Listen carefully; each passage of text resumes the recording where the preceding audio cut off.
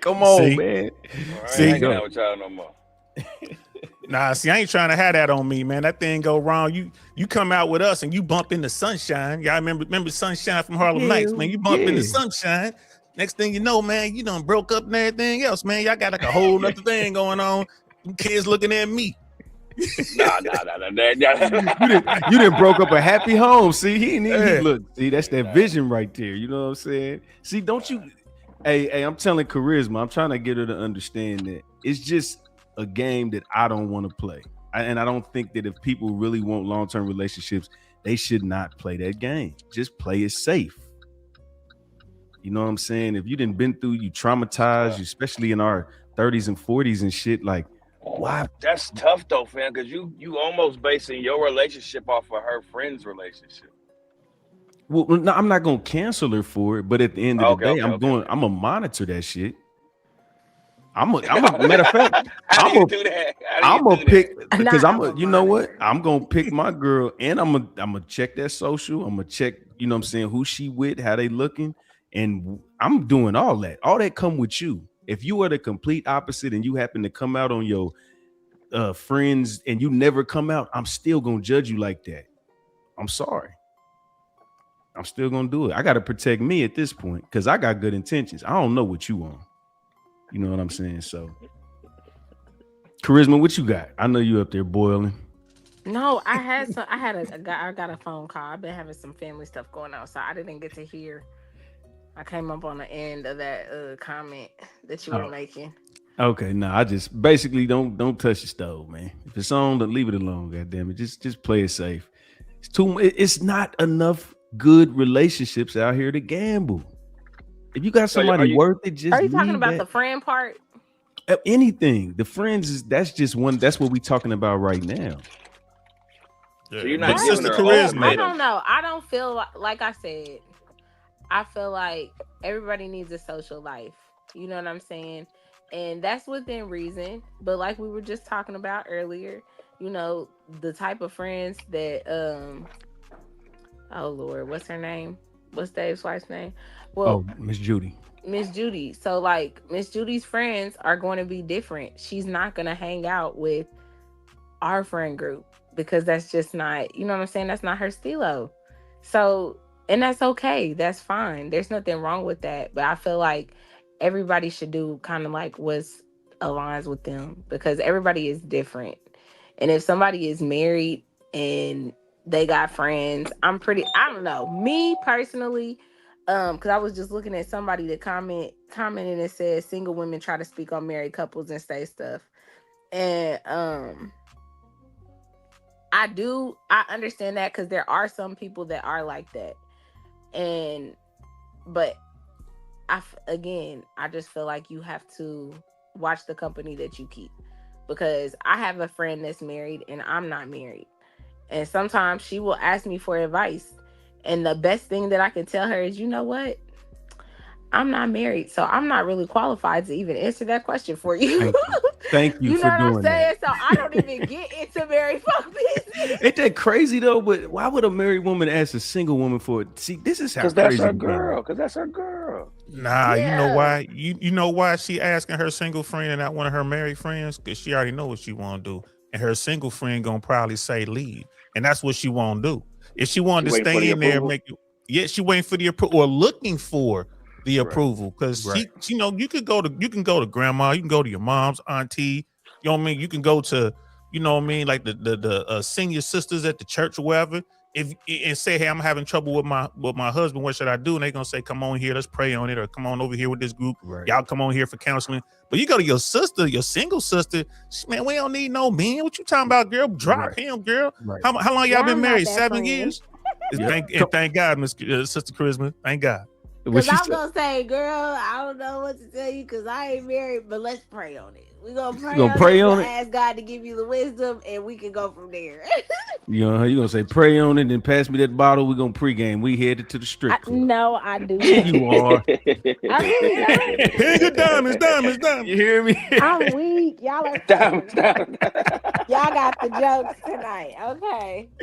Nah, man, just, you know, we ain't gonna beat a dead horse, but I just say, you know, be Be cautious. I was about to walk in the house and tell my wife to say, hey man, you gotta get rid of all your friends that ain't married.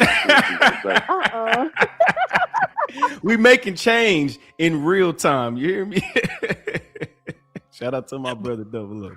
I think people need to think about it though, really. I mean, even put marriage aside, just a long-term relationship, you need to think about it. I'm the type dude, I'm not gonna sit there and try to lock you down and handcuff you. I ain't that guy. I'm gonna sit back, like brother Crip saying, I'm gonna sit back. I'm gonna let you do what you want. You need some more rope? Here you go, cowboy. Take all the rope you need. I'm gonna sit back and watch what you do with it. And if I see you spending all this time with other people and not want to spend time with me, that's letting me know how you really see me. Thanks. So like, all right, you know what I'm saying? Like, all right, so you really don't want to do this. Fine. Let's ship it up. I'm gonna go ahead and just get the rotation back together because I cut all them dimes off messing with you. So let me go ahead and get the team and put the band back together. Yep. And then, I'm just gonna keep you in the rotation. Facts. Hey, I've been telling them for a long time. Y'all tell on yourself with y'all actions. For real. It's like we not finna say nothing. What you think I'm about to give up? You gotta get rid of all your friends that are married because you and I are married. So you turn it up. But married with you. I know, but you can't. With my friends. Yeah, but they can do whatever they want to do. I understand that, but I'm trying to say is that because you and I are married, they could get in the way of our relationship because they're single. You're crazy like that. I'm crazy. Yeah. Loco. I tried. Hey, shout out to my brother for that, dog. You should have seen her eyes. You should have seen her eyes. Boy. You better wear them knives there, bro. She might have a little something. You might about to get shanked up in there, bro. Be careful. He got a Mexican too, boy. You better tell him. She finna call cousin Puppy, bro. Little cousin Puppy finna come over there with cockroach and all them. Speedy, they gonna be up in the crib looking for you, bro. Right. Hey, Holmes. Hey, it's gonna look like training day in that bitch. Hey, Double O, go in there like I'm this. sorry. I'll go back to the way you like. All right, G, that's fine. I'm sorry. Just go in there and just let it go. You hear me? You crazy, yo. You funny. Nah, but hey, I love that, boy. We gotta clip that. We gotta clip that. That's hilarious right there. That's hey, you know what? Double O, I gotta shout him out because one day we was talking about making sandwiches. We was talking about if it's like 12 o'clock, 1 in the morning, and you be like, hey, I'm hungry, can you go make me a sandwich?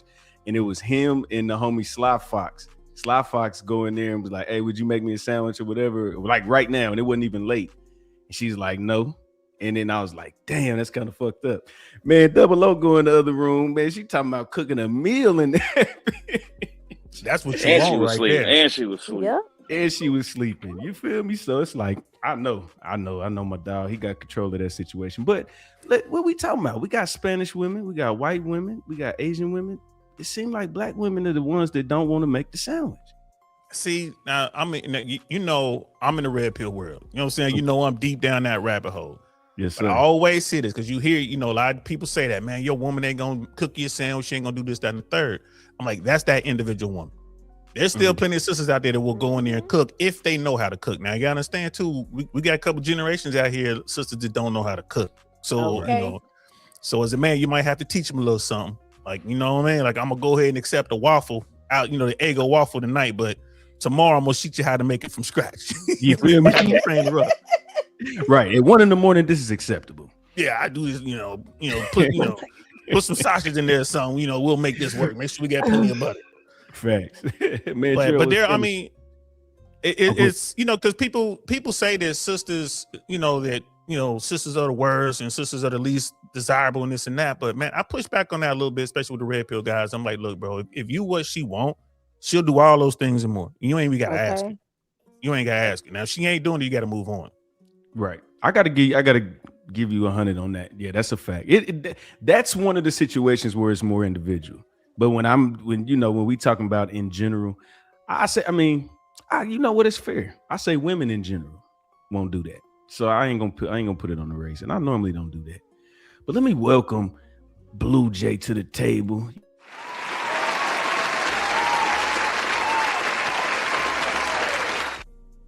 What's up, girl? What's good, Blue Jay? What up, dog? Uh-oh. Can you hear us? Can you hear me? Yeah, we can hear Now you. Can you hear us? I can't hear you guys. I'm gonna go out and come back. All right, for sure. You can hear me. Okay. All right. So yeah. So We heard all the right, last let's get to. Let me see. So what are you picking, DL? If you got an option, are you picking a woman? Do you mind dating career women, or would you rather have a housewife? It depends. Okay, so when I first hit the scene, you know what I mean, 18 straight off the block, you know what I mean, I'm in the army. Back then, I'm probably gonna get a woman that's on what I'm on. Like, we're gonna get somebody who out here trying to get it. I want a woman who is gonna work with me. You know what I'm saying? I never use the term partner. I hate that term partner, but I want to do that Bonnie and Clyde thing. I want to make sure she's down for me. You know what I'm saying? Remember, yeah, y'all know I'm old. I'm in my mid 50s. You know what I'm saying? But it was a track out there. I need a gangster. You know what I mean? I need a gangster beat. You know what I mean? Like, that's what I'm looking for. We gonna do this together. But then once I got into my mid to late 30s, it changed up a little bit. I wouldn't mind having someone at home holding the home down, but simply because she's a housewife doesn't mean she don't do nothing. She's gonna take care of all of the. I'm gonna take care of work. I'm a retired air traffic controller, so like I was doing that, but she's at home holding down the home there for the kids, plus handling our side hustles. That, you know, so I'm like, that's my version of the housewife. Now I'm retired, mid 50s. It's whatever she want to do. It's like, shit, if you with me now, like, shit, what you think about, girl? You know what I mean? Like, Right. You want to go to the Maldives? Shit, what you got on it? Exactly. So it's phases of life. Yes, sir. Shit. Got you. Double O, what would you rather have? Does your wife work? I don't want to put too much of your business. Oh yeah, she works. But I'd rather have her be a career. I wish she wouldn't here all the goddamn time. Hey, my dog gonna be on the couch, but it's cool. It's a comfortable couch. I know my dog. He got style. I got the little pull out joint where I can kick my feet up a little bit. You feel me? The reclining joint. Blue Jay, what's happening? Can you hear us now? Yes.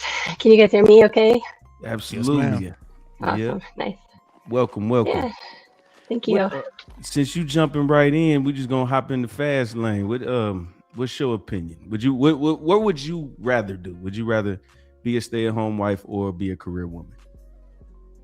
So I've done both at different phases. So when my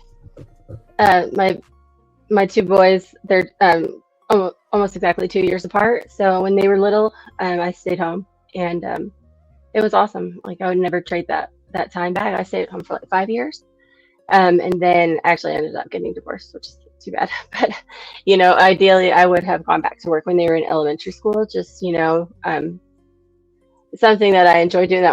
That's why I went back to school to do interior design, because I had gone to college already. But I wanted something flexible and that I would enjoy. So I think you could do both. I just think if you're going to try to do like a grind, like a really high stress career, or 9 to 5, even as a mother, it can be difficult, because usually when the child is sick or there's a field trip or anything, it's usually the mother that has to, sacrifice like her work schedule or whatever. So that can be stressful. So I'd say something more lenient, or like working with the man, like if he has a business or something, that's ideal too. Got you. And do you think that most women have they the ones that gotta attend to the sick calls and the field trips and the extracurricular activities because the man has to be more reliant for the money? Because if he doesn't make money, are you gonna be there? And you know what I'm saying? Because think about it, Right. If the man loses his job and you gotta take care of the man, how long does that last? Yeah, that's not a good situation. Like, men don't like it, women don't like it. I think that the women just naturally will go to the children's aid. Like, you want your mom when you're sick, or most of the moms on the field trip. There's dads too, but usually it's like a room mother. They call it like a chaperone. We go to the field trips and things like that. I think people are just more comfortable with women around their children naturally. Facts. And so a woman has already interrupted her career if she has children, because being pregnant and having a baby, you're not going to be focused 100%. You're going to miss time. So I think it's natural for the man's career to just like progress with without any like major hiccups for the most part, aside from his own career, for whatever hurdles that he might have. But usually there's not any big chunks of time that he loses. So it makes more sense for him to focus on his, I think. Gotcha. So housewife is the main answer.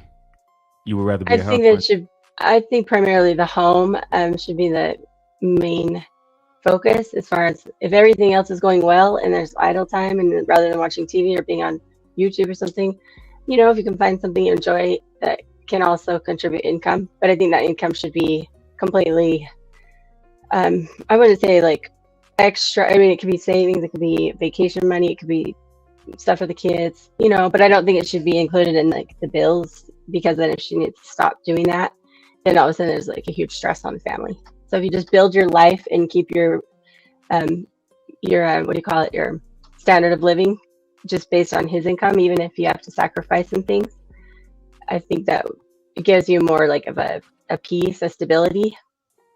Gotcha. Oh yeah. Okay. So I mean, I think, it comes with the pros and the cons. I believe that if, especially if you're an asset to that man and he loves you and you contributing and making his life easier, I don't think he minds taking care of you. And I think women that are stay-at-home wives and stuff like that, they appreciate it in these situations. Because I used to work at the mall and I saw who was shopping at Target at 11 o'clock in the morning. They had rocks on their hand. You know what I'm saying? They had push start cars and shit like that. You know what I'm saying? So that dynamic was, they appreciate that. They was dressed modestly. They was walking dogs. They was in shape. They appreciated their man. And I becoming a, more of a red pill person, I peeped that. You know what I'm saying? So I think if both positions are appreciated, then it's all love. You feel me? And that's what my friend and I did. My best friend that I had since like junior high, she was also married and she had a child around the same time as I had my son. So she had a daughter, but we would take the kids to the mall, push them around the strollers. Like I had to have the double strollers at the baby end. So half the time you're just stopping and taking care of the kids. They're hungry, or you got to do something with them. But you get out of the house, and then you get a little shopping, then go to like grab lunch or something, and that takes 4 hours. Like, and then you're tired. So it's enough social interaction.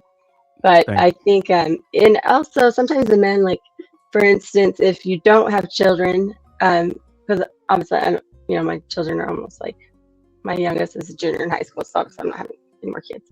But even I would just kind of see if I met that what their schedule. Some men travel, they want you to be able to go with them, or maybe they they want you to be able to cater to their schedule. And so if you have time left over that's not interfering, I think that's you can you can find things to do. But I think if you're like hell-bent on a career that also is going to kind of cause problems where like, oh, I can't go with you to this, or I'm not going to be home when you get off work because right. that could be a problem. Yeah, the convenience goes away. I think the man is rather, we want you to be there 9 times out of 10. Just be there and be peace, and everything goes. Now you get everything you want. Simple. You feel me? So let's get into it. What was the other question? Do men have an expiration date? You know what, DL Saint, you pulled up on the right day because my dog look upper 30s. You hear me? Was that DS in the chat? DL Saint, right? He talking about me. Thank you, brother. DL Saint. I'm sorry. I thought he said something. I thought it was. I saw good. Good. I'm gonna let you know. Yeah, you go first, and then I'm gonna get Charisma because she been over there quiet. So go, DL. Do we have an expiration date? Do men have an expiration date? Like that's the red pill talks about the wall. Yes. Okay. Yes. The wall comes from everyone. It's just it comes for us at different times. If the guy does the work, he has the genes, he keeps himself in shape. He's made himself into somewhat of a successful man. Yeah, you know what I mean? He gonna be able to ride for a little bit longer. I look at like someone like me. I'm 55 years old. When I go out, imagine y'all guys, like this is me looking rough. You know what I'm saying? This is just me kicking. I ain't doing nothing. I'm on dad mode. I'm here with my daughter. But when I go out, put the suit on and everything, get clean. You know how we do in the Midwest. I'm in Florida now, but when I slide through, I'm talking to the youngins. I get some 18-year-old, 20-year-old girls. I gotta throw them back in. Like, you can throw me back in. You know what I mean? I can catch it like, she got to throw that one back. You know what I'm saying? Go get your honor, son. Where your mama at? I mean, I'm on that. You know what I'm saying? Type shit. Yeah. Yeah, but if I didn't do the work, if I was, let myself go, if I was, obese, if I don't know how to clean up well, I don't, I don't look the part, then I'm not gonna get any motion whatsoever. So the wall, but as a man, I can extend the wall because women look for things beyond looks. Women are looking for leadership. A lot of them looking for, guys who are emotionally stable, guys who, they move and like socially, they move in the right cliques. They doing like the typical high value man or top tier man.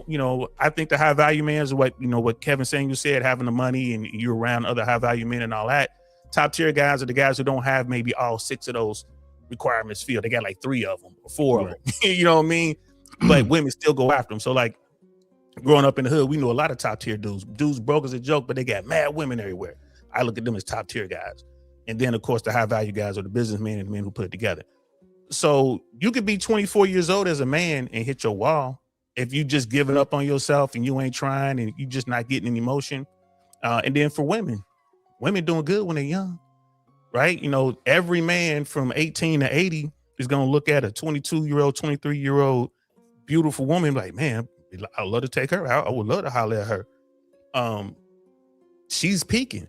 But if she doesn't if she doesn't lock down the guy she wants, and then she allows herself to get to 55, right? The wall is gonna do her bad. Even if she's looking like Janet Jackson, who still looks good in her 60s, or she's looking like Selma Hayek, Angela Bassett, you name them all. But they're still not as valuable in the sexual marketplace, not as a human, but in sexual marketplace as they were when they're in their 20s. So as a woman, you got to really be on your tippy toes and get exactly what you're looking for early, lock him down. Because once you get into your 30s, 40s and beyond, it's going to be harder for you to get that guy. You're going to have to do more up front or maybe offer more, try to bring these guys in. And, that's just a terrible look. So I hope I answered the question. I'm kind of all over that. And before I go, shout out to everybody on my page, y'all. We rolling with the Red Pill Crip over here, y'all. So appreciate y'all, man. Come on over here. Come on, like if you can open up in the window, come on over to Red Pill Crip, man. Hit that like over here, subscribe over here. Let's support one another, man. So I see y'all in the chat, man. If I don't respond to you, it's because I'm over here. Sorry, guys, but I see you. I see you in the chat. Hey, and look, hold on, before you go, big bro, thank you again. You already know you're more than welcome. Make sure everybody on my side too. I really want to. I ain't going nowhere. I just want them to come over. I'm staying. I ain't going nowhere. Okay. Well, yeah, make sure, but do that anyway right now, y'all. Make sure y'all sub to my dog channel. Appreciate that. Hell yeah. So let me ask Charisma, because we in the same, we in the same city, all that. Do you think men have? Well, of course we all have an expiration date. I think I want to. Let me re-ask the question.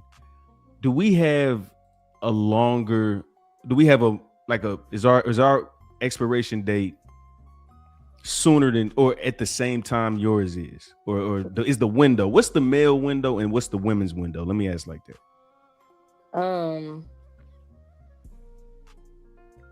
So, and I hope I answer this correctly. Or give you the answer that you're looking for. So I agree. I feel like Dio Saint really kind of hit it on the head. One of the things that I always tell my daughter is women's value is within preservation. It's held within the preservation. Men's value is withheld within provision. So as long as a man can provide provision for a woman, I feel like his window is still open. As long as a woman's window of preservation, you know what I'm saying, she holds herself together, she keeps herself together, I feel like the window gets smaller, you know what I'm saying, as that dwindles away. But like a woman's currency is beauty. The man's currency is provision. So I just feel like it just depends on that window for you. Like for women, it's based on looks. That's just how it is. So yeah. I don't know why we fight that. Ladies, I don't know why we fight that. Because we see it all. Matter of fact, if y'all seen the video I played, it was a 30 and 32-year-old woman. And you can tell they fucked their 20-year-old. They fucked their 20s up. And they was just bitter in everything they were saying. And then the problem with it is they raised the standards. So after your value starts declining, you want more. You start demanding more. And that's the scary thing about the dating game right now. Let me get my dog in because he definitely, I got you, Double O. Let me read this though, because he didn't wrote to us. Take your time. What's his name? Yale Seawitch? Something like that. See what it looks like. Yeah. So I got written up at work today because I slightly pissed off my colleague and she reported me to her boss claiming she was fed up with my bullshit, even though my idea of acting up is significantly less than what she imagined. So I crashed out and yelled and sweared and accused her of targeting me, trying to push my buttons and get mad so she can find excuses to report me. Am I in the wrong? What is your opinion on it? I feel like shit. Let's go around the table. Let me do Double O first, and then Double O, what you think? I think you gotta understand that we're in a new world, man. I think you gotta understand. I don't know if he missed the memo or what, but yeah, it's their world now. I mean, we can't do nothing no more. Your word versus hers. You're gonna lose that one every time, dog. I advise you just to stay away from all the women. No hugs. Only high fives and fist bumps. And don't think y'all ever cool, because they will flip on you. Free Diddy. Now keep Diddy ass up in there. Oh wow, that's fire though, bro. I'm gonna jump in until Red Pill Crip comes back, but and appreciate that's on my page, so I appreciate you throwing that chat in, man. Appreciate it, but I'm with Double O. That's on you, fam. You gotta adjust to the game, man. You gotta adjust. This is where we are right now. First of all, you never want to mess up your money. Like don't mess that up. And they doing paperwork. They, say they went to HR and they already doing paperwork. Man, don't talk to none of them chicks at work, bro. Don't do it. Don't be trying to date them. Don't be thinking you cute, gonna pass some notes. Don't do none of that. Keep your money and your private life separate. So as a man, I think you really gotta maintain and control your emotions. And just looking at that real quick, just from what we reading right here, man, it sounds like your emotions got away from you. Trust me, I've been there. I've been there. I've been there to the point where, I had to sit down a little bit. You know what I'm saying? Had them silver bracelets on because I let my emotions get away from me. So keep your emotions in check at all times, whether you're dealing with women or men or whatever. You always want to stay professional at work because you're looking to, level up at work, and you always want that good reference to have in your back pocket when you do move on. And with your situation now, they haven't terminated you yet. So just stay on point, man. Go in there and ask your boss, like, hey, can you help me? Can you put me on an improvement plan? Can we document it so you can just do everything they want done so you can come off the bad papers and then continue to be a model employee? But man, don't be cracking no jokes. Don't. If someone come in, you got a shorty, she come in with a brand new hairstyle. Don't say nothing about her hairstyle. You know what I mean? Don't say nothing about her clothes. We live in a brand new day. Y'all didn't come up in the 80s. We could say anything we wanted in the 80s. It was good. Right. It was golden. You know what I mean? But now, bro, just, you like my hairstyle? Do you like your hairstyle? Okay. Right.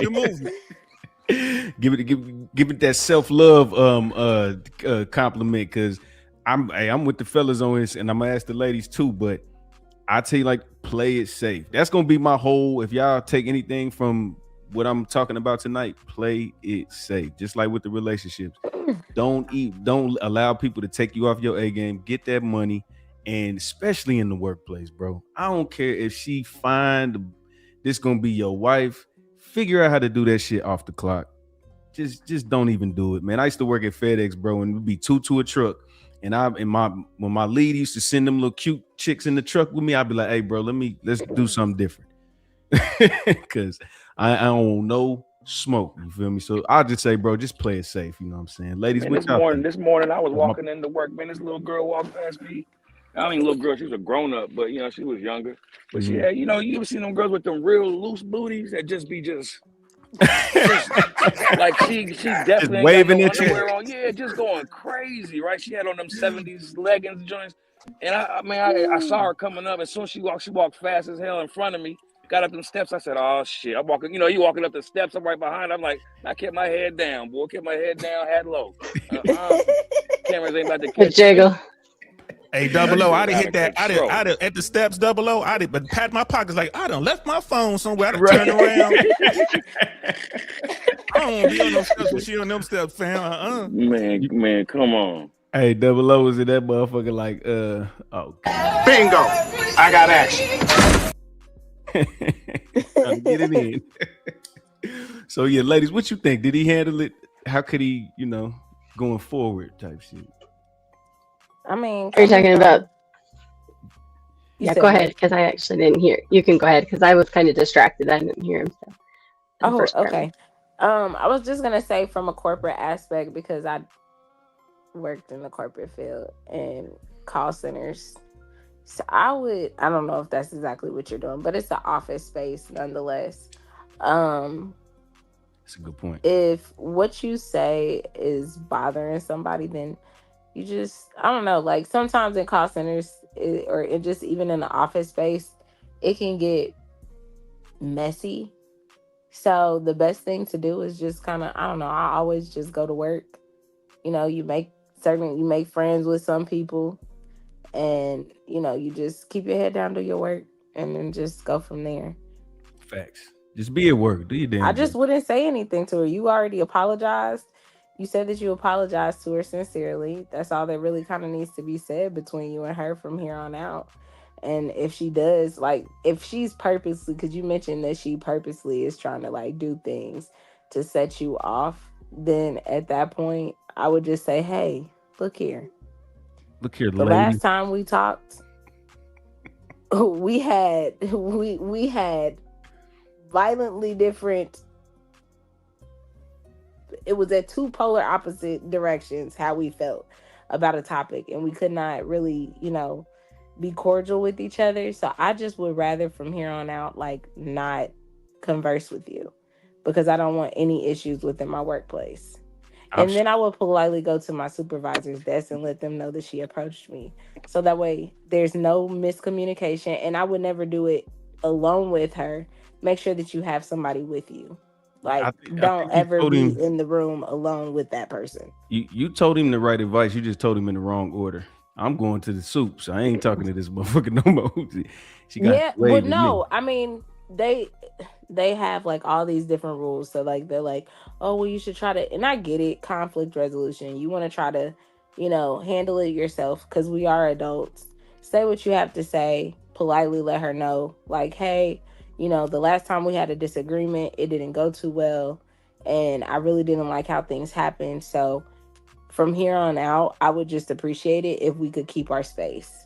And make sure you have somebody that is with you when you're telling her this. So that way you have a witness that you weren't acting out as she said you did before. Got you. Yeah, that's cold. And then after that, go tell your supervisor, hey, Susie approached me today. I just let her know that because of the issues that we've had in the past, I would prefer not to converse with her. And then just kind of leave it at that. And your supervisor now knows you had a witness that I was with John over here. He was with me when I let her know and she approached me. So can't nobody say, because at that point it's your word against hers. You know what I'm saying? So you just always want to make sure you have somebody else that's there. So that way it's not a your word against my word type deal.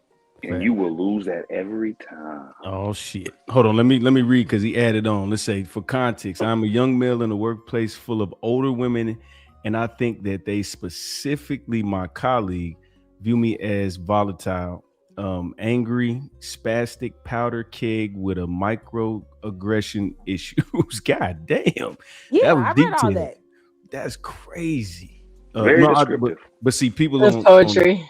People that's on our side, they can't see it. So I was marked up on my employee record and dismissed early as well. Next time I fuck up, it's termination. Dang, they got you on probation.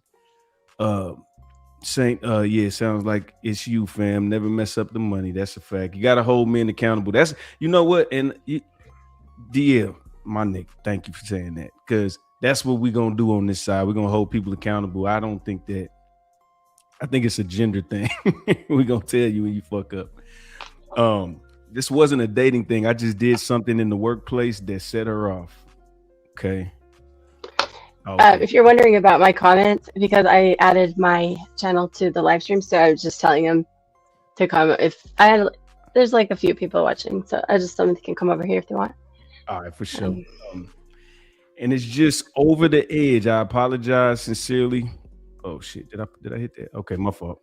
And it's just over the edge. I apologize sincerely to her by acting up. I mean, being snide and generally negative on myself and everyone in the workplace. Again, not a catcalling thing, just an attitude issue. She said that I do a good job with the actual job, but just doesn't appreciate my attitude and negativity. Damn, boy. You got a lot going on. Watch it. Hey, in 2 years, he's gonna be like, that's my wife now. So honestly, exactly. I should shut up and do what I'm told. Exactly. Remember that time I called in that we got married and we didn't get no prenup. Like, bro, what are you doing? Right. We got 2.5 kids, all kind of shit. Oh man, shout out to Raycon Live, man. It's a high percentage chance that you can meet your wife or husband at work. Is it a high percent? And that's crazy because I didn't read that before I said that. What do y'all think about that? Dating. My sister met her husband at work.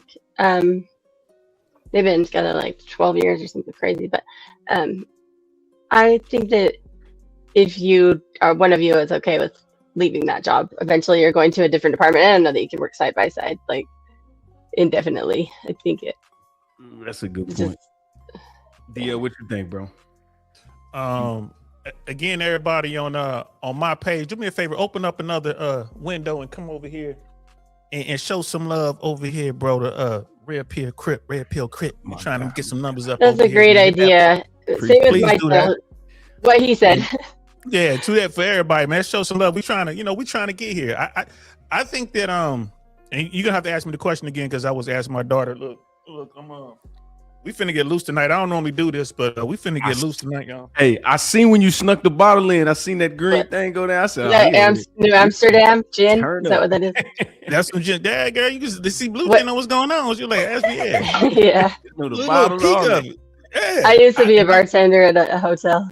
So you know what it is. Yeah. And here's the thing: I don't even really get down like that no more because I'm older. But I'm normally sipping on some cognac, some Hennessy. You know what I mean? Or I get some what's that? What is the tequila? Is it 1738 or well, on the tequila side, Blue Jay. What's that tequila? Is it 1912? 1940. Oh man. Yep. 1942. Yeah, 1942 sounds right. Yeah, so. Yep. So, but that's the Reposado, I think. Right, and then with this, with the tariffs, everything, man. Like my alcohol cabinet running a little low with all these tariffs, man, because they put tax on everything now. But anyway, I would say this. Before you got to remind me of the question, but before we do that, like the accountability thing is real. I think the red pill space is moving away from that. Red pill rage to people really want real answers. So they're like, man, like these conversations, I love having these conversations, especially when we have like, young women on board with us. So guys can see like, yeah, man, all women ain't trying to run your pockets. They ain't trying to be nasty. Like they trying to figure it out too. They wondering where the dudes at. Cause so many dudes listen to this content. They ain't even going outside now. But where were we on the question though? My bad. Meeting your significant other at work. Man, I advised against that. Yeah, okay. That's sticky. I advise against that. That used to be the thing. That used to be the thing. 70s, 80s, early 90s. It was still cool, but now it's just too much on the line. In fact, I do ebooks on Gumroad. I have an ebook dedicated to why you really shouldn't be trying to date somebody at work. It can be done, but you really got to know what you're doing. I mean, you really got to be player level or better to date someone at work because you have to sense the negativity coming before it comes because you're going to have to mitigate that somehow. Because once she goes to HR and start the paperwork, man, it's like, damn. You know what I mean? So, it's not worth it. And if you love her that much and y'all really, you got to have this woman, then go ahead and put your paperwork in, man. Quit. Go get you another job. Go work somewhere else. Right. Be like, if this my wife, you go ahead and go home. I'm going to take care of the bills. You feel me? Like, or you know what I'm saying? To go. because that too much time. Yay! Shit, that would be crazy. Sorry, San Jose. Nah, you I'm so good. excited. San Jose, do you want to join the panel? Are you free? Yep, I got the link in there. Anybody want to come up, man? Especially the ladies, we would love because when we get into the Tom Likas, we're gonna need the ladies up here. I don't know if you're familiar with him, DL or Double O, but he's a savage. Nah, this is gonna be new. That's why I jumped on. I'm like, ooh, some shit I don't even know about. Let's get up to this. Still, hey, you know what? We're gonna do that. Let me get through the shout out to everybody that's commenting. Okay, I just want to say this about San Jose real quick. Yesterday in T-Show, I said, will you come over and hang out with us over at Red Pill Crip? And she right then went and stuff, and she said, I will come over there. And I said, okay, we're doing shows tomorrow. And she's here. She's awesome. Thank you so much. I'm gonna come up. She's got the sweetest voice too. You guys will love her but sometimes she can come up, sometimes she can't, but okay. Well, shout out to you. You're more than welcome if you want to. Shout out to King Pix. You feel me? Shout out to Prince Antone, 722. He said he met his wife on the job 21 years together. So, brother, and for you, Prince, brother Prince, would you do that today in today's market? That's what I want to know. Bingo. Yeah, because you did you highlighted the fact that that's an old practice. It used to work. You know what I'm saying? And even 21 years ago, it is 2026. So that's 2005. So that's still you know what I'm saying? That's the cutoff. Yeah, facts. That's the cutoff era right there. You know what I'm saying? Because they got. Do you think it also matters how serious your job is? Like if it's an entry level job at a restaurant or a call center or something like that. Like for instance, my sister, they were just fresh out of college. People go get the jobs at Enterprise to rent a car. I think DJ Hamp even did that. But it's a good out of college, but you don't plan on staying there forever. It's a hard job. So if it's a lower level job, maybe more feasible than if you something you've worked your way up to and you've given up to get that position. It'd be harder to leave. That's a good point. Well, damn, because if I'm coming in the mailroom and she's like a manager and we got to pick who's gonna leave the job, I'll just voluntarily go if it's that real. Because like you said, if it's something I can just get anywhere, cool. But if I base my career, like if I've been here 10 years and you came in a year and a half and we done built some shit, you got to go. I'm sorry. I've dated people at work just very casually, just kind of you get an attraction, but it's not. But people get in your business. That's one bad thing about it, naturally. Right. Well, just keep it professional though. You ain't got to kiss her and do all that extra shit. Just, keep it. Y'all do right. And these are petty jobs, restaurant type shit. Yep. So so damn boy. Hey man, shout out to everybody in here. I'm sorry. I don't have this many comments. That's why I read them all, but y'all done flooded it. So salute to everybody. If anybody y'all highlight something y'all want us to talk about, then we'll get on that. But I don't want to waste too much more time. I want to get into the main hey, tell them like this. You want us to read it, you gotta drop that super chat. Otherwise, we're just gonna show them. I'm not monetized, but what you can do is matter of fact, send it to DL. Shit, he's showing me love. Y'all send it to his super chat and then just read it out loud, big bro, and then we'll address it. Back. Okay. Back. So ladies and gentlemen, I gotta read mine because my channel is so small. And I'm just grateful anybody who comes to my live streams, to be honest. So okay, shout go ahead. Go ahead, shout them out. Go ahead. Oh, that's it. I mean, I already did, but I'm just saying if that's okay. Yeah, for sure. Just let me know when it come up. So, ladies and gentlemen, introducing the original Godfather, Kevin Samuels. This man is 69 years old. Been on radio since he was 14. The most savage, Tom Likas. On a cell phone. You're on the Tom Likas show. Hello. Hi. Hi. I wanted to just say that marriage is a business opportunity. It's a tax write-off. It's an opportunity to purchase things between each other in a higher expense. It's also a security because if you... But it's really not worth it because the person paying the bulk of the bills will give up most of that advantage in a divorce anyway. Well, that's true, but if you have kids, then them knowing that their parents are coming home to them, that's a security for them. But there's no security for the people getting married is what I'm saying. Zero. Well, it's security in a way of that you can start a life off. Say you start out young at 18 and get married. You shouldn't be doing that anyway, but go ahead. Well, yeah, I mean, if you know that the vast majority of marriages of people who are 18 end up in divorce, where's the security? Oh, yeah, they do. But if you have nothing and you start out from scratch and you start out with somebody else, then you can build up to have something. What do you mean? You build up to have something on your own? Well, yeah, you can, but having somebody there with you to encourage you is a lot better than having nobody. There, let me tell you something. My career, as it is, have I had women help me pack my things or clean my house? Sure. But how do you think I got where I am?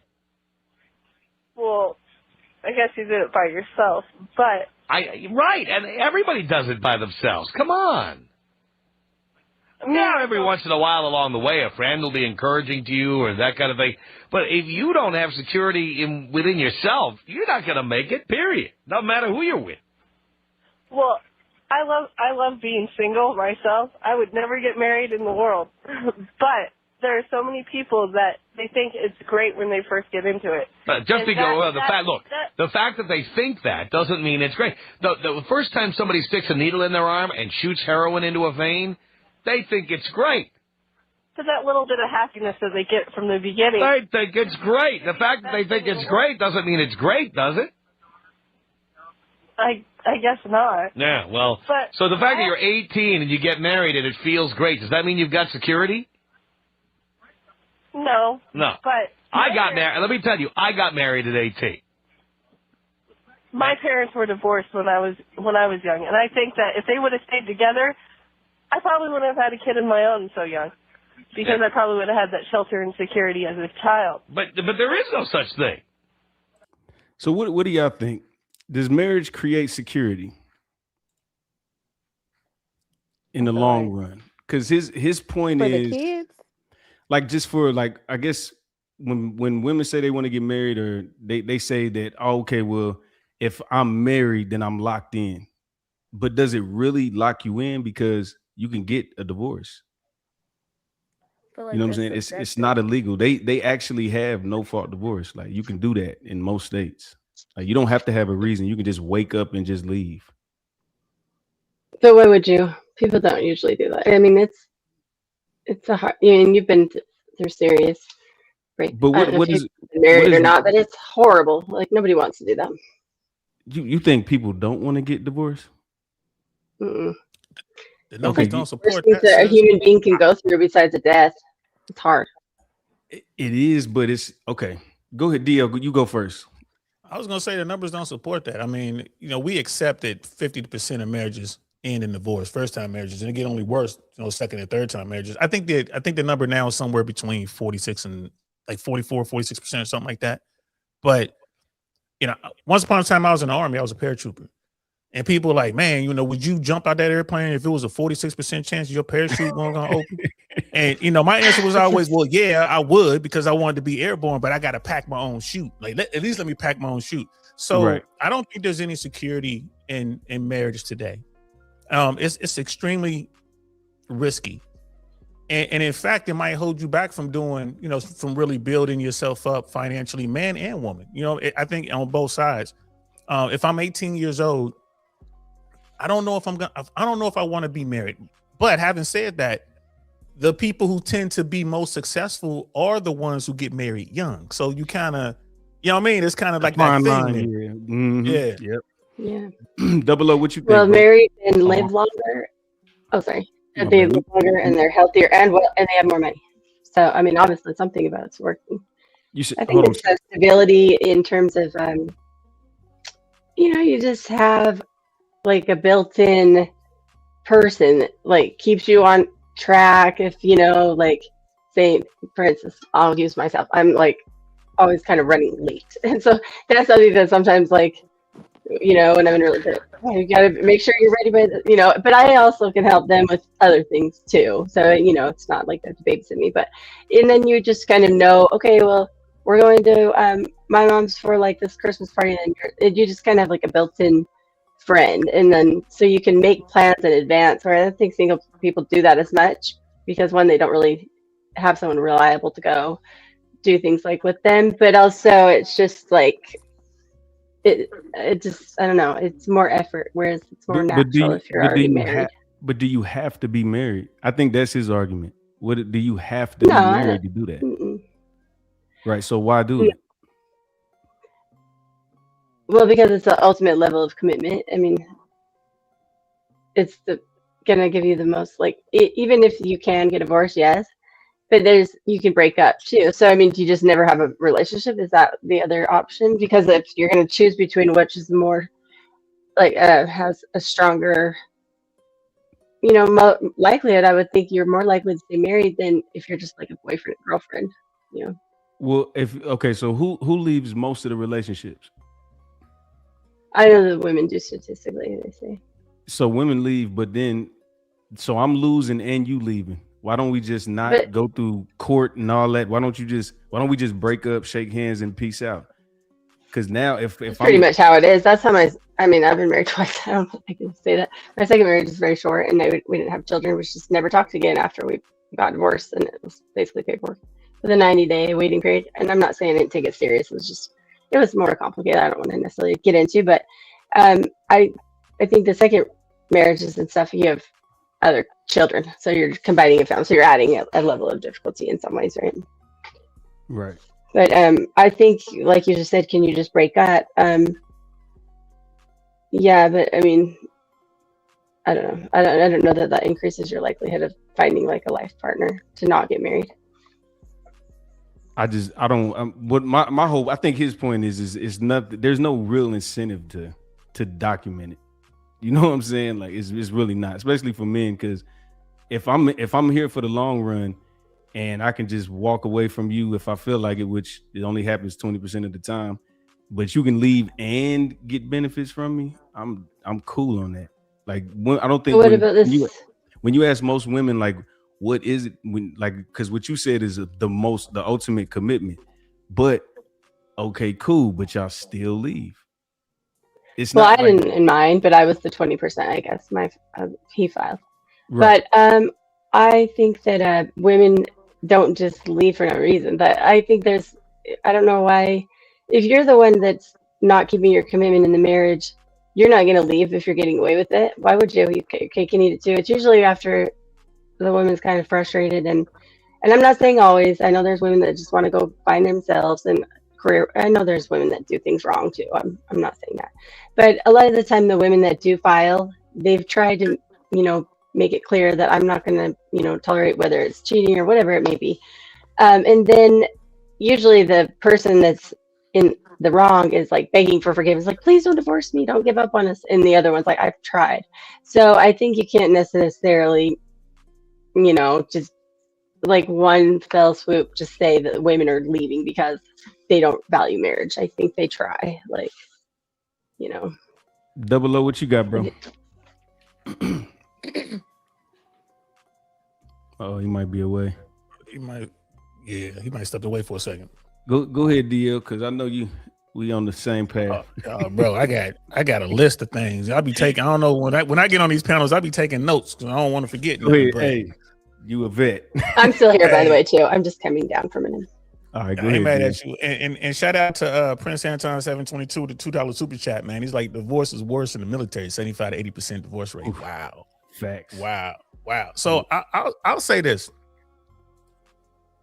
When we talk about, marriage, the actual signing of a marital contract and involving the government, involving the state into y'all relationship, I think that's a really bad idea.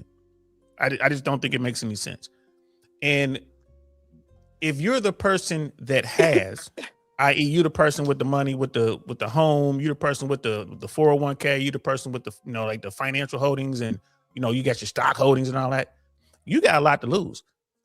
People say, are you going to lose half? It's really 2/3, because when you go through the whole process of going through family court, you're paying for both lawyers most of the time, right? You're going to get hit with sanctions. Them sanctions, whenever something go wrong in the courtroom, the judge is always, she'll say something, or the other person, the person who has less, will do something wrong and won't get a sanction. You do something wrong, the judge hit you with a sanction, which is a bill. They hit you with a bill right there, like, you did something wrong, so we're gonna punish you with this little sanction. And I mean, you could lose 2/3 of your wealth. For what? You didn't have to get married. Right. Y'all can have a long-term relationship. You guys can, this is what I was, people ask me all the time, like, would you ever get married? And my question is, my answer is, you never say never. You never say never. But if you ever hear that DL Saint got married, trust and believe he done married somebody who got Oprah Winfrey money. I done got married to some woman who's worth, 2-3 times more than me. Right. And it's not because I want anything from her. I'm not trying to take anything from her. But if this thing goes sideways, like 50% of marriages do, she better act right, because we go to court, she gonna find out that the court don't care about gender. They just want to know who got the money.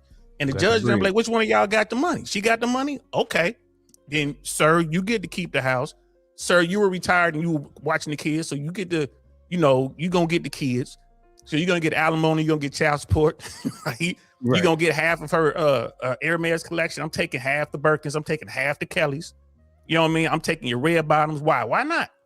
It's not that I don't, it's not like that I'm trying to take from you, but it's just, I want that protection. If this goes sideways, we could be grown up about it and just move on with what we had. But if you try to get fly with me, I'm gonna let the court deal with you. But it don't make any sense to get married. I mean, especially if you don't want to have. If you're a Pookie and Ray Ray and you ain't got nothing, you just slanging D all day, man, go ahead, do you. You ain't got nothing to worry about. You know what I mean? Because you ain't gonna be paying nothing no way. Or what's your child support for 15 kids? You know what I mean? Your child support $35 a month, man. Go ahead. Right. So you don't need support. Affordable child support, but you don't need to be married. You don't need to involve the government in y'all relationship, in my opinion. But I think a lot of women just want that. They want the ring, they want the commitment, because the way we were brought up, that Disney fairy tale and all that. And I ain't mad at them. But when you sit down and think about it, like, is it really worth it? Right. So I mean, I bet you if you got a bunch of money and you female, you don't want a prenup, or you ain't trying to get married either. Like, man, I ain't trying to go through all that. I might lose half my money. I'm blaming religion, yo. I'm blaming religion. I'm sorry I wasn't available. I was getting this little nigga out the shower. It's all good. But no, I blame religion on why we get married, man. That's the real reason. I think it's religion based. We all brainwashed with that religion shit. So that's where I think the prime of it comes from. Because like you said, it don't make sense. Outside of the fact of a man just, scared that his woman is going to go outside and sleep with somebody else, but that's still going to happen anyway. So, no, there's no point. I think it's manipulation. I'm gonna let religion is manipulation. Hold on, man. You're finna open up a whole nother box, my nigga. Charisma, what you got on it real quick? Because you ain't said nothing yet. Well, Double O kind of touched on it. You know what I'm saying? It's definitely religious standards. And are we still asking about the 18-year-olds getting married? Yeah, we can do that. Stay there. Yeah. We talking about marriage and how is it. Okay, so as far as like the 18-year-olds getting married, I feel like those relationships last a lot, are long-standing because they both start from the bottom. You know what I'm saying? Like, you got two people. There's a foundation.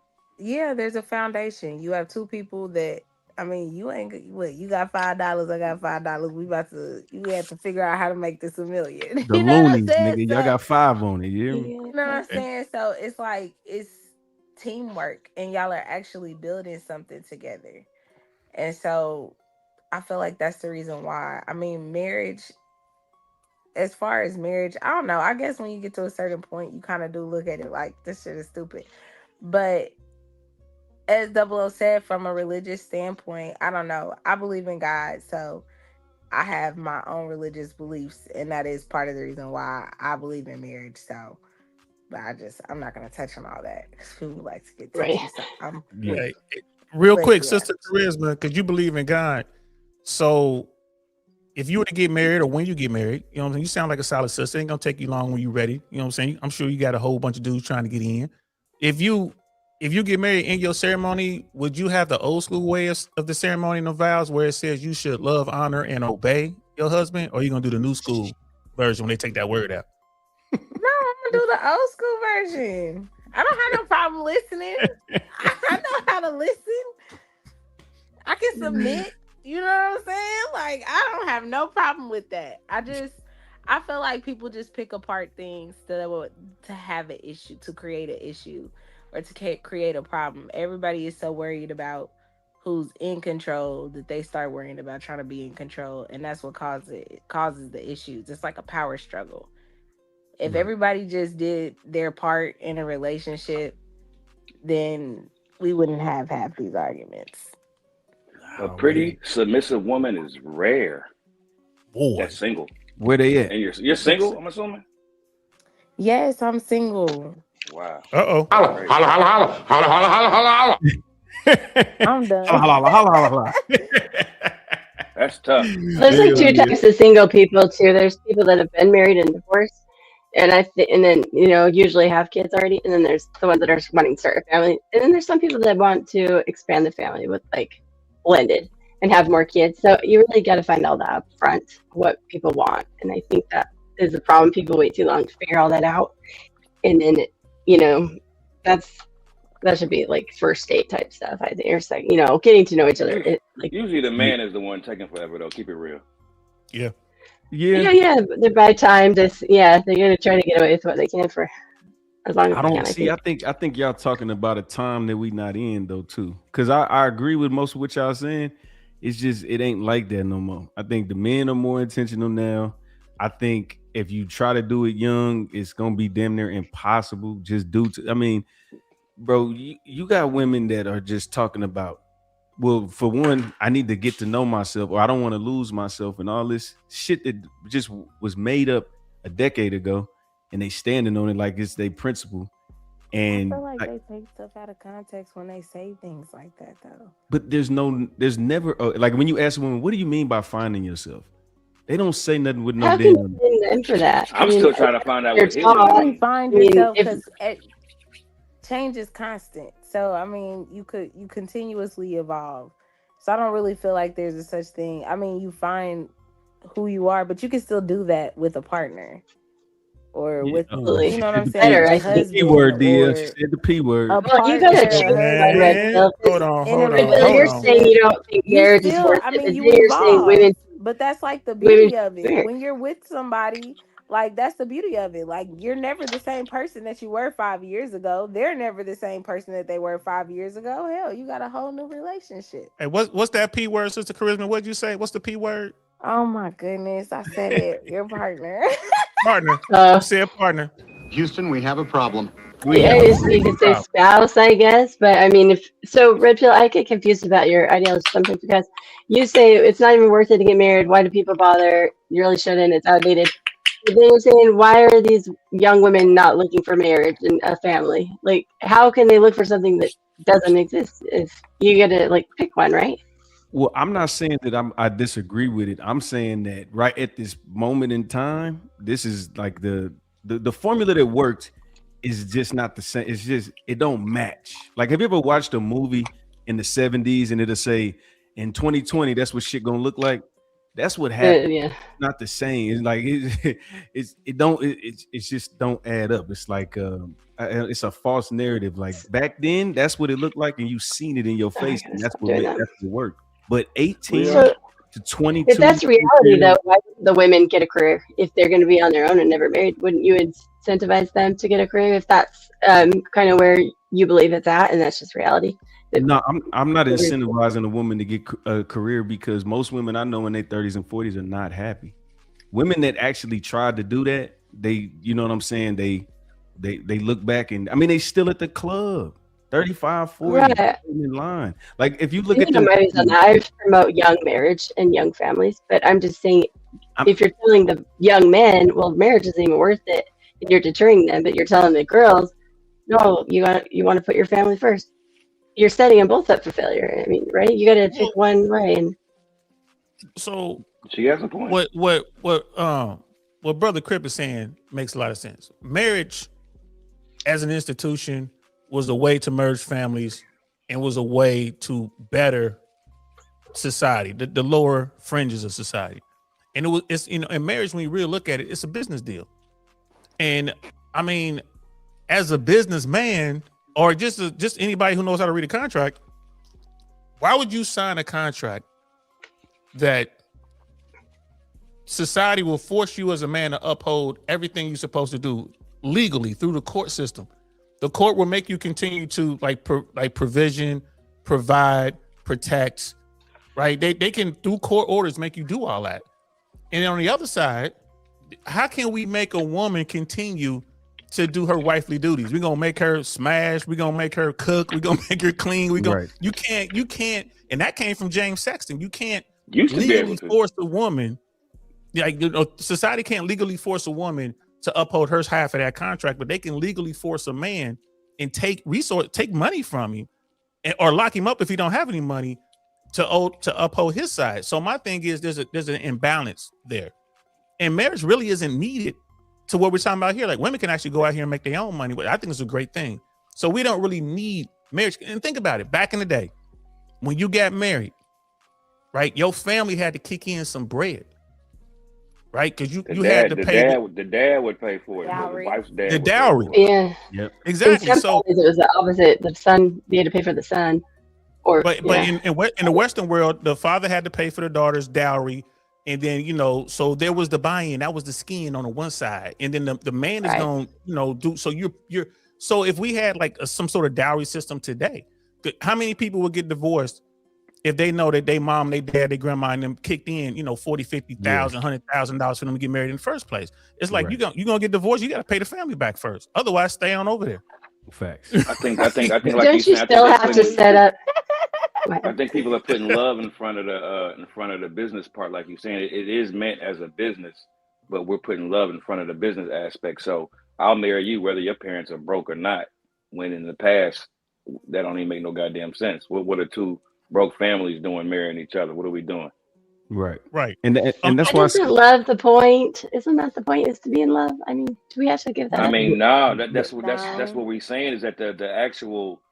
Just like this might be a little different analogy, but ecstasy, for example, was made because divorces. People going through divorce, take this MDMA and go home tonight. Maybe y'all make love and kiss and make up, right? But it turned into something else. I didn't know that. This is kind of like this, where marriage is originally built for is business for two families, whether it's a good financial family over here, good financial family over here, come together and build the it was a JP Morgan or some shit, or the Rothschilds or whatever the fuck all these families is. Right. It was meant for that. The love was put to the side, just like other countries. Y'all motherfuckers ain't even met. We picking who you gonna marry. Love is, y'all gonna get to love each other. Yep. But I mean, if you look at our society, when you have people that are wealthy, people don't marry down. What? They shouldn't. That's true. They really don't. They don't. They do, but She's they right. Hold on. That's how they stay wealthy. So are you telling me the NBA and NFL players marry millionaire women? That's a minority of rich people, though. Right. That's a very small percentage. From their original. I'm talking about like the CEOs. Like, have you ever seen Paris Hilton date somebody that was in the lower echelon? Have you ever seen Kim Kardashian date somebody that's in a lower echelon? You know what I'm saying? They make they're in a certain threshold within their income. But that's still a lot of it's class. That's still the okay, you act. You know how to act. Kardashian fucked the game. Look, right. She fucked a whole bunch of niggas that ain't got money like her, but it's two parts of that. Who you smash and who you marry, two different things. But come on. Who you smash and who you marry, two different things. She married Chris Humphrey. The athletes have the same upbringing, though. Yeah, I forgot about that one. Right, the same class. They'd have the same upbringing, so they're like. I mean, I'm just going to call it classism, I guess. Maybe that's the best way I can think. But basically, the way you were raised in your social groups, that like if your parents are like real fancy and proper at the country club, you're not, you're going to want somebody that has like a certain amount of like etiquette in certain ways. And then, if you were an athlete and you grow up hoping on like, the neighborhood like rec center, I mean, you still have the same kind of mentality before you had the money. So maybe you really not if you go to college. Yeah, I'm about to say proximity disappears when you get older. Like, but they don't suddenly become like really proper. They're not boarding school people all of a sudden just because they have money. I'm with Blue Jay on this one. I'm with Blue Jay on this one. There's definitely a class system, and I'm a dude from Cincinnati, Ohio. You know what I'm saying? I grew up in Avondale. Shout out to the A1. Right? No matter how well I have done, right? And no matter how well I have done, yeah. Shout out to you. You know what I'm saying? No matter how well I have done, I'm still a nigga from the A1. Now, my grandkids, they gonna be something different. So for my grandkids, the social status done went up a little bit. But for me, I'm still that dude. Like when I go talk to the 1%, they hear them a voice, man. You could take a brother out the hood, but you can't take the hood out the brother. They know what they dealing with. And I've been fortunate enough to, I done talked to a couple, rubbed elbows with a couple billionaires here and there, a lot of millionaires, because I was in LA for a 25 piece. I was out there for a minute and I got to meet a whole lot of people and do and see things I never saw before. But I agree with Blue Jay. Like there are levels to it. Kim Kardashian was out there smashing whatever, but understand Kim Kardashian came from the middle class. As much money as her daddy was making and all that, they was still technically middle class. They weren't in the upper echelon, right? She just now getting there. Now they billionaires and stuff. So they kids, they grandkids, they gonna be up there, like you said, boarding school and going to finishing school, and now they jumping on a private jet so they can go pick up, pick up a Birkin in Geneva, and then jump back on that jet and go to Iceland or something. You know what I mean? It's like, wow, that's a different class, right? So the class people, they might smash, they might go down here and smash and have some fun, but when it's time to get married, they're gonna marry somebody at their level. I agree with her. I agree with her on that one. Yeah, I've tried to date a couple of guys like that had generational wealth, and I came from like a very humble, family, and I just felt it felt awkward. Like I remember once, like this guy, his father was like a president of a bank or something, and he's like asking me at the dinner, what does your father do for a living? I was like, he works on he drives like a loader at like this he's a blue collar like guy, so you know what I mean? It was just like it was just the way they asked me was so weird. I was like, what? And it's just like there's certain things that just don't fit. I don't know how to, and you almost feel like they're judging you or something. It's like you got to kind of align. Well, let's say the foundation of family was the same, and people was at 7 o'clock. Everybody's at the table, no phones, shoes at the door, and then when you got a boyfriend or girlfriend in high school or middle, you come over, you meet the family, you do all it. This is not happening. If you guys know kids that's dating from 12 to 20, people that's dating from 12 to 21, going out on little dates. You got single mom, they meeting the mom maybe. If the mom is like, no, I don't want you to see him, she gonna go see him. It don't matter if he went to private school and freaking whatever, like they got $200,000, $1 million house, and then this girl went to the public school in the middle of the city. That's not gonna stop nothing. That's not going to stop them from dating. I understand the foundation and the dynamic of what y'all saying on some Will Smith shit. When you bring over Lakeisha over to Uncle Phil house, it looks weird, but it ain't going to stop shit. You know what I'm saying? And for the most part. Now, like I said, I went to private school and I was from the hood. It didn't stop me from dating none of them women. That's when you start hearing them white girls talking about their family ain't leaving them no money. Yeah, exactly. But you went to a private school, you said. You were a big class in that class. I ain't had no money though. No. The girl that you date, you don't got no money, but her family, you can date that nigga if you want to, but trust this, all your sisters is gonna get left money, and you're gonna be the one without the $700,000 in your bank account when we die, all because of who you chose to date. Hey, that happens, my nigga. It do. 700,000, 700 million. Yeah, I was going low balling. I was low balling. I didn't even want to say the whole million. I threw 700,000 on just to keep it low. No. Right. I can relate to you, DL, because my kids, they go to a night, in a like an upper class like neighborhood. But I drove them there specifically for a program. So it's like we kind of easing our way up a little bit, right? You're kind of 18, nice. So yeah, I probably I'll be more hood than I am more of my daughter, and then probably her kids. They'll just change. Look, Jay Bird, you hear niggas. I'm not one of these niggas, by the way. I'm a middle class suburban nigga. Keep it all the way 1,000. But you hear niggas all the way say this. We lived in the projects. We was doing all this shit, and we didn't even know we was poor because we was having so much fun. Yeah, you always hear that shit. Right. I can't relate to that shit because I be like, I don't know how you dirty niggas didn't know you wasn't poor because y'all niggas are crazy. I knew I was poor. Yeah, I was embarrassed if people asked me where I was from. I was like, I didn't want anyone to ask me what high school. I was so embarrassed about it. Yeah, I knew it was poor too. Yeah, hold on. Wait. Hold on. I got the perfect example for y'all. Hey, what's little shorty from the Bay? Married Prince, what's his face over there? And then I got him kicked out the damn family. Meghan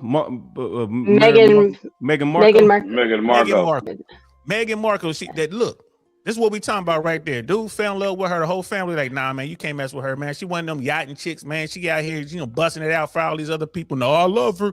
I love her, mate. Oi, mate, I want to get married, mate. However they talk over there. You know what I'm saying? And he get married to her. Where he at now?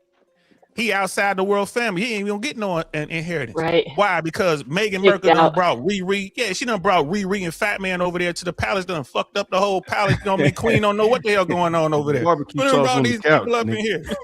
The queen that came into the queen that walked past the bathroom and heard my booty hole brown and my pussy hole pink. Right. What the fuck was going on? Y'all got to get the fuck out right there. Yeah, I gotta get the fuck out of this. I get like I said. I get the premise of what y'all saying. I understand that. I just know it's too outspoken for a royal. They're supposed to be quiet, right? In a perfect world, I got black you. Is, ain't mad at it. Try to find a quiet, unspoken black girl. Good luck. Yeah. An American too, and they're you know. Don't do the race thing because DL got me earlier with that. We just gonna do a quiet. We got. I think American women in general. Yes, all women from the West. Most women, I ain't gonna say all because I get in trouble for that. But I'm just saying, in general, some people be like, I love that motherfucker so much. I don't care about the resources after that. Maybe I'm coming from the smaller percentage of people now because they don't want to fuck the money up. But at the end of the day, classism, I get it. Proximity, once proximity disappears, I don't think it's as you know what I'm saying, relevant.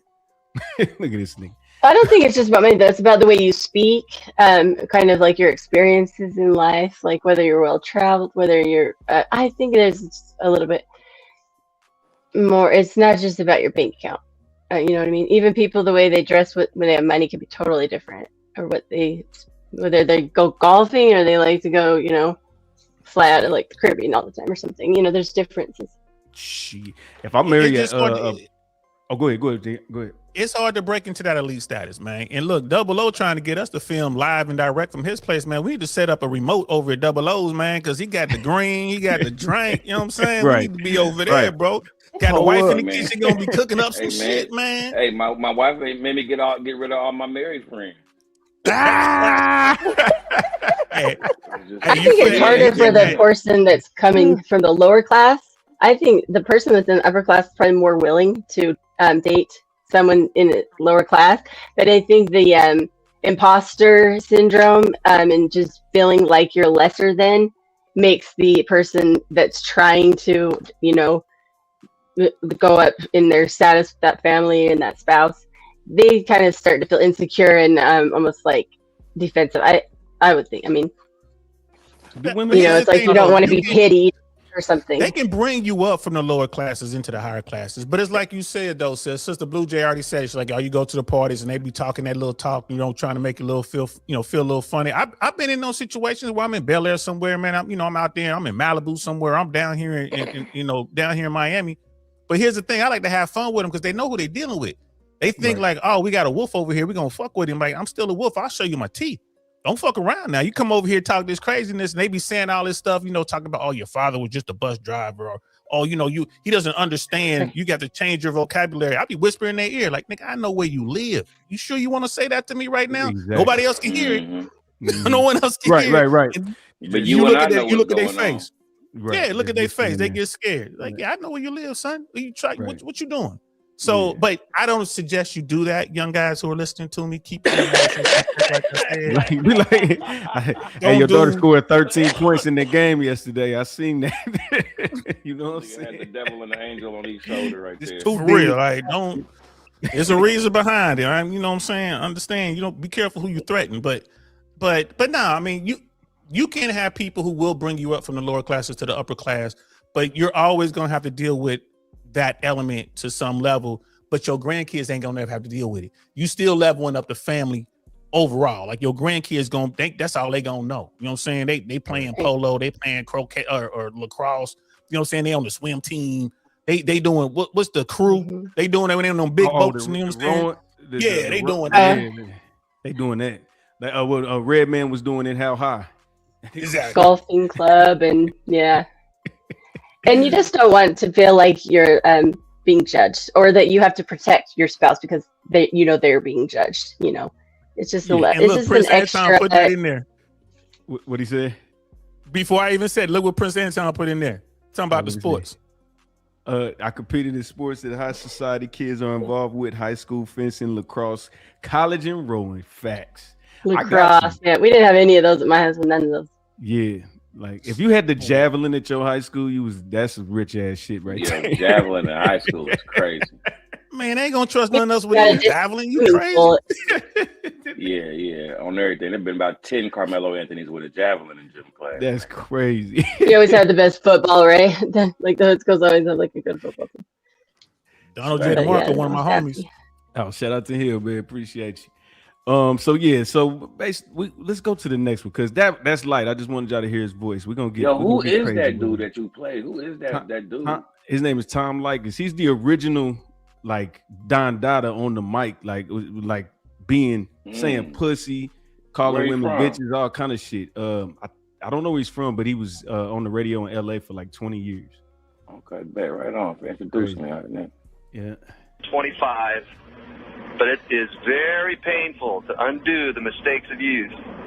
Very painful and expensive, costs you a lot in lawyers, but just listen to Tom. You're in your right. Thank you, Bill. You're welcome. Appreciate the call. Hi, Tom. Yeah. Well, the reason I'm calling is because, I'd like to know how you have fared through the years. Well, having money, power, and fame, boy, I'll tell you what, it makes it very easy. It doesn't have anything to do with money. Yeah, it does. Yes, it does. No. Physically, in your appearance. I'm a minus one. Do you look the same as you did 20 years ago? Doesn't matter. I'm a minus one, but women want me more and more because of my money, power, and expanding fame. That's what they want. I wouldn't call those females women if that's if they have a vagina and it's available, they're women as far as I'm concerned. Okay, well. And if they're hot and younger than you, like your daughter's age, I'm in. Well, the point is, the reason I'm calling, Tom, is because you want to criticize women for getting older. No, I'm not criticizing women for getting older. I am celebrating it. I'm 44 years old, and you're how old? 44. You sound 64. Well, no, 44. Maybe it's your ears. Maybe it's your... Oh, yes, it must be my old ears, yes. Yeah. And so I take care of myself. I look presentable all the time. Presentable? Well, fine. But I'm curious to know what you might look like. I already answered your question, dear. So you don't want to I answered it. I said I'm a minus one. How much more can I degrade myself? I said I'm a minus one. Hey, do you have any new material? Is that all you're going to say? Because if you're going to repeat the same thing over and over, I'm not. Bro, he used to trigger them so bad. Like, that's the original Myron Gaines, boy. Bro, that's what I'm saying. Duh. Sound like how my name. I told you. Look at him, he's ugly as hell. But that's what guess what? He papered up though. He may be ugly, but he's still, he's still gonna get on. But Blue Jay, you said the same shit she just said. Bro, I know, but it's hard to take criticism about your looks and your marketplace value or whatever from someone that looks like that. We saw Anna Nicole Smith, one of the baddest white women God ever created. You saw what she was on. You see, look, you left her, man. Look, men don't have to look like that when they papered up, man. Matter of fact, Ice-T and Coco, the baddest white woman God has ever created. That's subjective. She would a nigga with a lisp because he got bread. Ice-T got real talk. Talking about like Ice. He is a true G, the G of G's. Nah, I'm joking. But it was Darlene though. It was Darlene. Darlene OG. On Latin women. Messed me up. That messed me up, bro. Got me hooked on Latin women my whole life. After I saw that damn cover, you know what I'm saying, for power. With the gun, with the shotty. Yeah, with the pumps and everything. Hey, man, look. I said that on the t-shirt. I like Latino men too. Man, shout out to that. But see, this is hold on. I'm gonna play a little bit more, and then we're gonna get in on it because I want y'all to. My dog wasn't playing with him. He was on their head. Hold on. Damn, where'd it go? Oh shit. That was Ice-T, man. I think there is. Where? My little girl. Oh, he would not. Oh shit! I think I done mixed up the goddamn comment. Yeah, well, just because the shoe fits a little too well, just because the glass slipper fits, Cinderella, doesn't mean you should get so upset. You know what? Pipe down. You probably look like a troll. It doesn't matter if I look like a troll, because guess what? I'm a rich troll who can get younger and hotter women than you. Well, if that's all you have to offer is your money, that's pretty pathetic. I don't offer my money. They don't get my money, you old bag. Yeah. Oh, you're getting pretty personal. Am I touching on a sensitive subject? Not in the least. Not in the least, darling. Because you know what? If it were bothering me, I'd put a couple of $100 bills in my ears and it would block out the sound. Well, your money really means nothing. Well, of course it doesn't, because you couldn't get a man with money if you tried. You know that deep down. You couldn't get a man. Bro, I ain't gonna lie. If you just, it would be amazing to me how they would just keep calling, and they would all just they couldn't get through. Hey, what year was this? This is early 2000s right here. Okay, that's a good question. Yeah, early two. You know what's funny? I'm calling Tom Likas Steven Seagal and like Hard to Kill. You see 4 of your homies get beat up, and then you be like, I'm gonna be the one to beat him up. He done broke his arm. He done stuck a sword through this nigga's skull, and then you just, I got it. I can fight better than them. And you just go up there and get your damn leg snapped. Bro, when women be doing that shit, but the problem, they don't even articulate the shit. They say the same shit the last caller said. So he only gets women callers? Nah, he got dude callers too. I got some more. Nah, the dudes used to call. Some dudes will argue with him, but most of them would be like, "Shit, you saved me. I was finna marry this bitch, and I got paper. I almost fucked up." You know what I'm saying? I mean, the thing. So with even marriage, with the old custom. Oh, go ahead. Sorry. like the thing with marriage, it's the same way we look at six figures. When people talk about marriage, they think about, back in the day, like getting married, that was like a 60s, 70s, 80s thing, right? Like, getting married and this and that. Just like they look at six figures. They're like, I want to make six figures. And I always ask people, I'm like, how much? Well, six figures. Well, how much? Well, 100,000. I'm like, that ain't the same as six figures back in the 80s. If you adjust for inflation, six figures today would mean 400,000. Because that's how much, purchasing power. And they look at me, I'm like, six figures, like you making six figures in LA, you damn near broke. You know what I mean? Like you in the 8,300 a month. I seen a nigga blow 250,000. I seen a white boy blow 200. I don't even want to say it's a nigga because you know how we spend money stupidly. I seen a white boy blow 250,000 in less than 2 years. Go ahead, sis. Oh no, I was just gonna ask. Even though historically, there's the rhetoric of, a older man with a younger woman, and whether or not he can actually get her, that I agree that money can go a long way. But if you're looking at the statistics, the average age gap between married couples is 2.7 years is all, and most people do prefer to be with somebody close to their age, mostly because of like pop culture, kind of place in life oftentimes. So I think that sounds good when people say it out loud, especially, men on these panels, to get their point across. But if you look at the reality, people are marrying pretty close to their own self. Yeah, but see, it's another time, man. So if men are, that's current. That's now. People. But I know, but right now. Yeah, but it's gonna start. You know what I'm saying? The gap is gonna go because people are going to men are becoming successful in their 30s and 40s. Actually, now it's probably going to be a little earlier, but they're going to still date. Like if you don't make 100,000 till you 40, are you going to date a 40-year-old or are you going to try to date a 25-year-old? Depends. I mean, what if they already had kids and he doesn't want more kids? Maybe he's divorced. His kids are like high school, and he's like, we're not fixing the situation to make your point. I'm just saying, if he starts making 100,000, what do you think he's going to look for? We didn't add nothing to her or him. I think he's going to get the youngest he can, given that their life scenarios match. Because if she wants two or three kids, and he's got two or three, one in junior high, one in almost off to college, he's not trying to do that no matter how hot she is. He's going to say, well, I guess I'm going to have to find maybe someone else that either doesn't want kids or already has older kids. But then we could just keep making the point, because then I'll move the goalposts, and then you'll move the goalposts, and then I'll move it, and then you'll move it, and then we'll just never get nothing done. Money don't care. I've seen it because my husband, he had three kids with me. He had a baby after kind of an accident, and he's married now, and his wife gave up the opportunity to have kids and regretted it. And they've been together like 10 years now. She was like 28, now she's like 38. And no, he's not having kids. Like he said that. And so it doesn't matter. I think a lot of men want more little kids, especially when they're successful. Yeah, I feel like it really doesn't matter. If men have money, they're going to go after whatever it is that they want. And when they have money, they get what they want.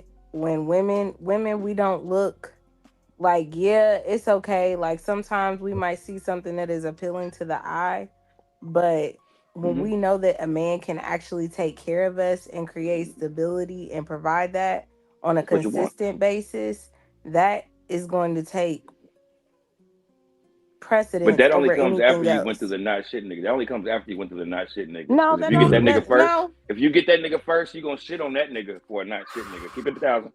Keep it 1,000. No. So are you saying that let me tell you, the no, woman reason is why not I say having this kids? is, y'all, I used to dance. So I've seen the guys with money. You know what I'm saying? I've seen them come in there. They will get these girls, these younger girls, and 9 times out of 10, the girls is like, shit. Especially nowadays. I mean, in this era, that's just what they do. It's like, I want the money. There's a new Forget 18. everything else. There's a new graduating class every Yeah, year. and they want the money. Well, They this do is a not short care about term. any of what you talking about. This man, I don't care how they on Anna Nicole's regimen, okay? Well, that They're would. like, give me the money, honey, and they Hey, gonna go and get what they want. And it's just, it is what it is. I literally, there was a girl, I remember I was working one day, and this girl story came in. time. This girl and this guy came in, and the girl, she's probably like 4 or 5 years younger than me, with this old guy who comes in all the time, spends about $500 every time he comes in. Hello. And mind you, this is a regular. I worked at a gentleman's club, so these people have memberships. So he would come. It would be like this literally one time every at day. band camp. You're so irritated. But anyway, my point is, I mean, in that environment, I would think girl you'd was like expect 5 that. years younger than me, and they were married. He got what he wanted. And she said out of her own mouth, like, yeah, I thought about it. I thought about what would be best for me and my son. And I can do whatever I want. I don't do anything. I don't work. I just take care of my son. I take care of the house. I get to go shopping. I get to go on trips with my girlfriends. I get to do whatever I want to do. She does not care. She I know said she's one of 5 though. As long as she's okay. But she also with has a child she's already. not one of So 5. What do they he say? does. The women what's are the a new name? The what's the breed, my names guy. outweigh the means. What's the saying? The what's the names outweigh the means. What's that saying? The what outweigh the means? Pros and the cons, like you mean? Yeah, like Yeah, whatever like- she has to go through as far as fucking that old nigga with the little, you know, whatever. The pros outweigh that. She can deal with that Pros because of outweigh all the that. cons. Yeah, the pros Thank you, outweigh. thank So you, this thank is you. a different scenario, though. This is a short term, even if it means his life. But she's already got a child, so she's not having to sacrifice being a mother. I'm talking about, going after the college girl that is like innocent, has no kids, never been married. For the 50-year-old guy to go after like a 21, 22-year-old. Unlikely that she's not going to want a family if she's In a the strip traditional club? raised girl. I'm strip saying club? this is different. That's not. No. That's not different. Strip club I just is feel that's like a given. Now it's just we're seeing more of it because of social media. It's nothing new. Yeah, it's the game. Right. The The game ain't online changed. thing has made it. Yeah. Hey, the game ain't changed since Cain killed his brother. The game has been the same. It's always gonna be the same. We That's a just see it. We just see it. So here's the deal. It's just like the red pill dudes are like, I'm gonna get me a woman, and she gonna be monogamous. She ain't gonna smash no dudes, but I'm gonna go out here and smash all these chicks. And I'm like, well, look, if you a dude and you bring enough to the situation that she accepts that, you good to go. Kind of like in Sister Charisma's story. Here you got a woman in the spot hustling, doing her thing, and she get this guy. I say she won. She did. Like you know what I mean? She won. Like that's hit a lick. good for her. Now, is that going? Is that an exception? I would say yeah. It's an exception to, but the rule is it's gonna. But here's the thing, and I'll end the plane right here. In there all the time looking for girls. Yeah, but it's only 200 of them in the world, and it's thousands of y'all. So to bank on that, You the think problem that it is just happens is at when, that one club? No. But Charisma, what I'm saying is, even if you seen that, I'm not saying you, a stripper sees it like, oh, she got a millionaire, she got a dude that don't care what he do. They brain goes into thinking that, oh, it's out there. No, she is one of 1,000. It don't happen to all y'all like that. Like the problem is when they start 20,000.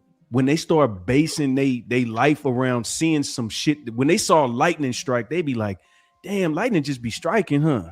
No, that ain't how life work. As long as you express that it's a rarity, that's cool with me. I ain't tripping. A lot of men that have money are socially awkward. They don't really know how to approach women. There are tons of men with money that go into these clubs, not with the intention. Most of the time, I make most of my money sitting there talking to men. I ain't have to do no dances, talking. They just want somebody to talk to.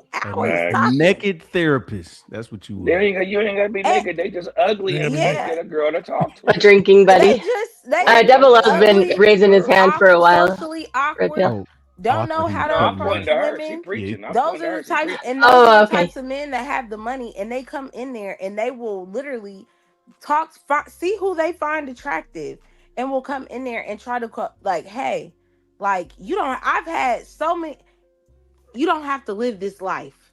Just come with me. I will take care of you. You got kids. I tell people I got 10 kids. Do you know them people? Them men don't care.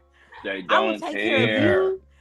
Well, the ruling class has always had like concubines and like harems and stuff. So I think that the richest elite men have always had access to women, even you back. ain't even gotta be the richest man for facts. Listen.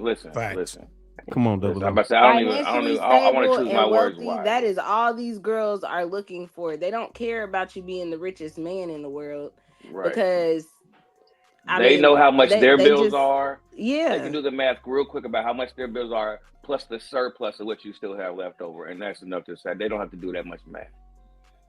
But isn't that a contradiction for the traditional men? I mean, they're supposedly, this is why I kind of get confused with the red pills sometimes. I don't feel like that's contradictory though, because usually traditional men doesn't want to date someone that's in like a sex industry, and they don't want. Are you talking about? Let me jump on this one. Go ahead. I know you're talking about dating. Go ahead. Hey, Sister Blue Jay, here's the thing. You're right. Tradition says one thing, but the game is real life. Real life tells you another. That traditional guy, that conservative Republican guy who's out there in church every Sunday, ask Sister Charisma where he at on Friday night, Saturday night. Okay. And call, you know what I'm saying? Right, but he's not trying to marry her and start a family with her. That's my thing. I know they always want their side piece. Yes, they are. They Some will take are. you off that pole, throw a dang on a church robe on you, and carry on like ain't nothing happened and tell you. You seen that happen before? You seen that happen? Gotta mention this past, baby. I'm gonna take care of you. You seen that happen before? Huh? I've seen it happen before. Yes, I've seen it happen millions of times. That's what I'm saying. Like, this is not, and this is outside, even outside of. Wow. Even outside, like I have a very, like my family, they're very well off. I have an uncle, and my uncle, his wife that he has now, baby, we just don't want to even, don't talk about your past. It's okay. He got her together. She's working now. And they have a huge ass house. Like, she's living her dream, doing what she want to do. You know what I'm saying? She got her business ventures on the side.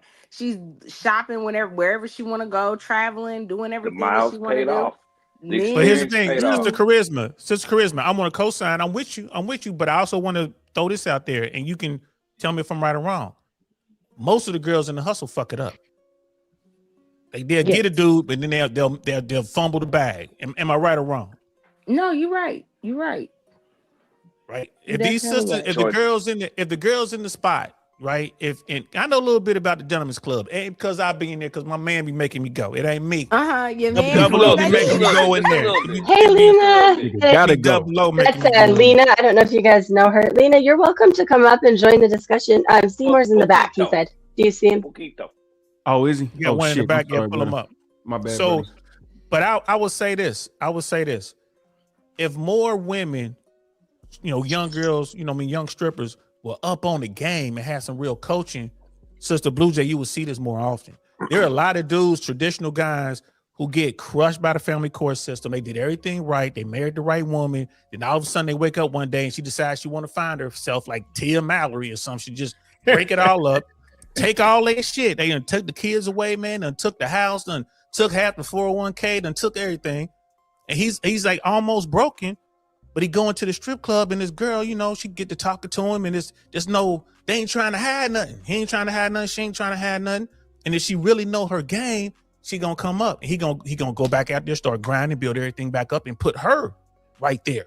Like Sis Charisma was saying, like, we ain't worried about that. We're gonna put you in this dress. We're gonna bring you into the church. We're gonna coach you up. And all I need you to do is be there for me. And it's smart. I can see that. Yeah.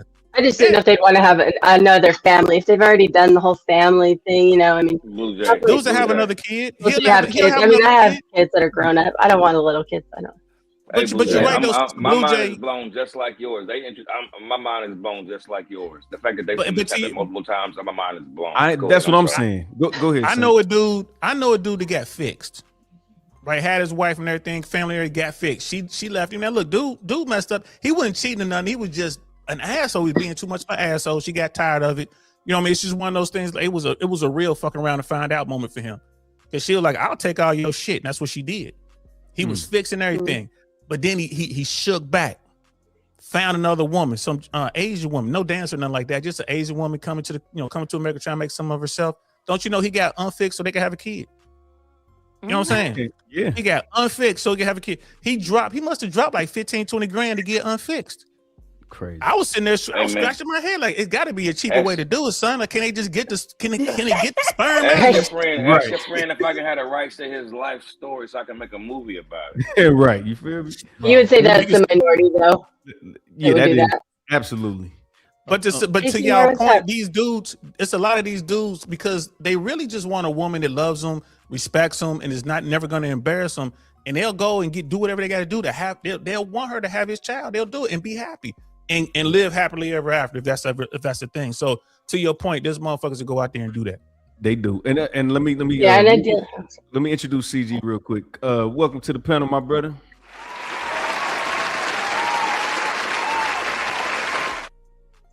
I think it's a guy. Ian's a pain in the ass, but he's cool. What's up? What's up? I done podcast with Red Pill a couple times. What's up with it, fam? Hola, hello. What's up, Blue Jay? What's up, panel? What's happening, fam? What's up? I'm Y'all got a great little topic. Okay, you gotta go. That's okay. I'm glad I got to meet you. Y'all have a good night. I appreciate it. Thank you for coming. Tap in with me. All right. I bet. Good night, sis. CG, I'm gonna put you in the middle, Blue Jay, because it's all dudes. What's happening?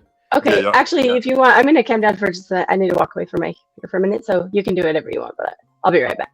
All right, go ahead. Oh, sorry, I can still hear everything except my headphones. So. Got you. Go ahead, C. Yeah, it's just, I mean, I think I'm a little younger than y'all. I'm 36. I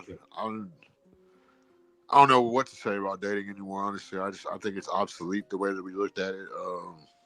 I've been on type of ends of the spectrum. And just, I like what you said earlier about how they messed up the game. Even if you look at the strip club in general, just the climbing the pole, the snake climbing the pole. It's all symbolic. You know what I'm saying? So that's what they're doing. They're trying to climb that pole for that fake treasure. And we end up catching it. You know what I'm saying? Like catching the shit end of the stick of it. I'm sick of it personally because every woman in my life, they expect me to be this good ass man that I feel like I don't even want to be no more. Like you want to keep me this close, like, you know what I'm saying? You want to keep me this fucking close from going to jail, like that close. You know what I'm saying? Like, habitual line steppers. Well, my question is this, because we all know that every woman got a definition of what a real nigga is and what a real man is. So what the women that you dated, what's their definition of a real man? A gay man. Damn. Facts. Damn.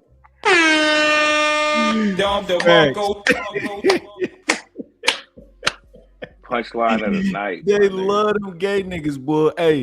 Hey, Double O, you seen the new skits where the dude walk in and act gay, and then he get the number and he get the numbers. Hey, this shit's a genius, my nigga. Yeah. Hey, but you know what though? Nigga, I met years back. I was messing with an older babe, and she ended up knowing a babe that I went to high school with, and when they was talking and saying they knew me.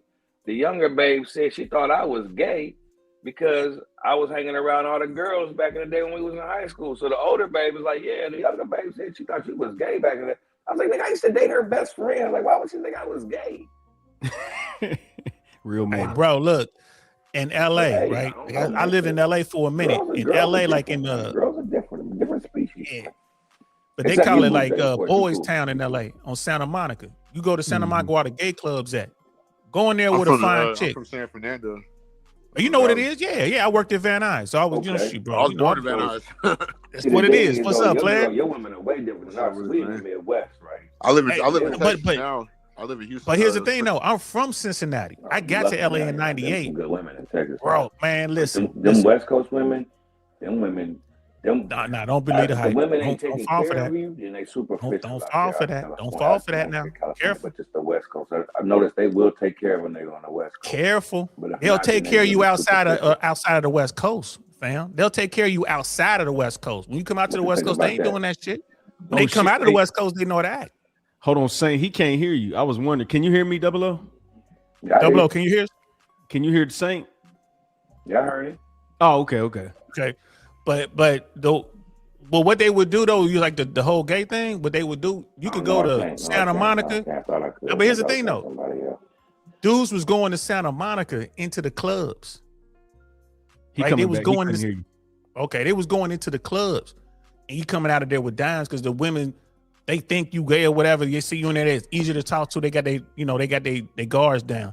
But I tell dudes like, man, don't do that, because when you go in there, dudes are gonna be hitting on you and they're aggressive. You don't go in there. You know what I'm saying? It's gonna be a problem. You gotta, because do you be going in there? I'm like, hell no.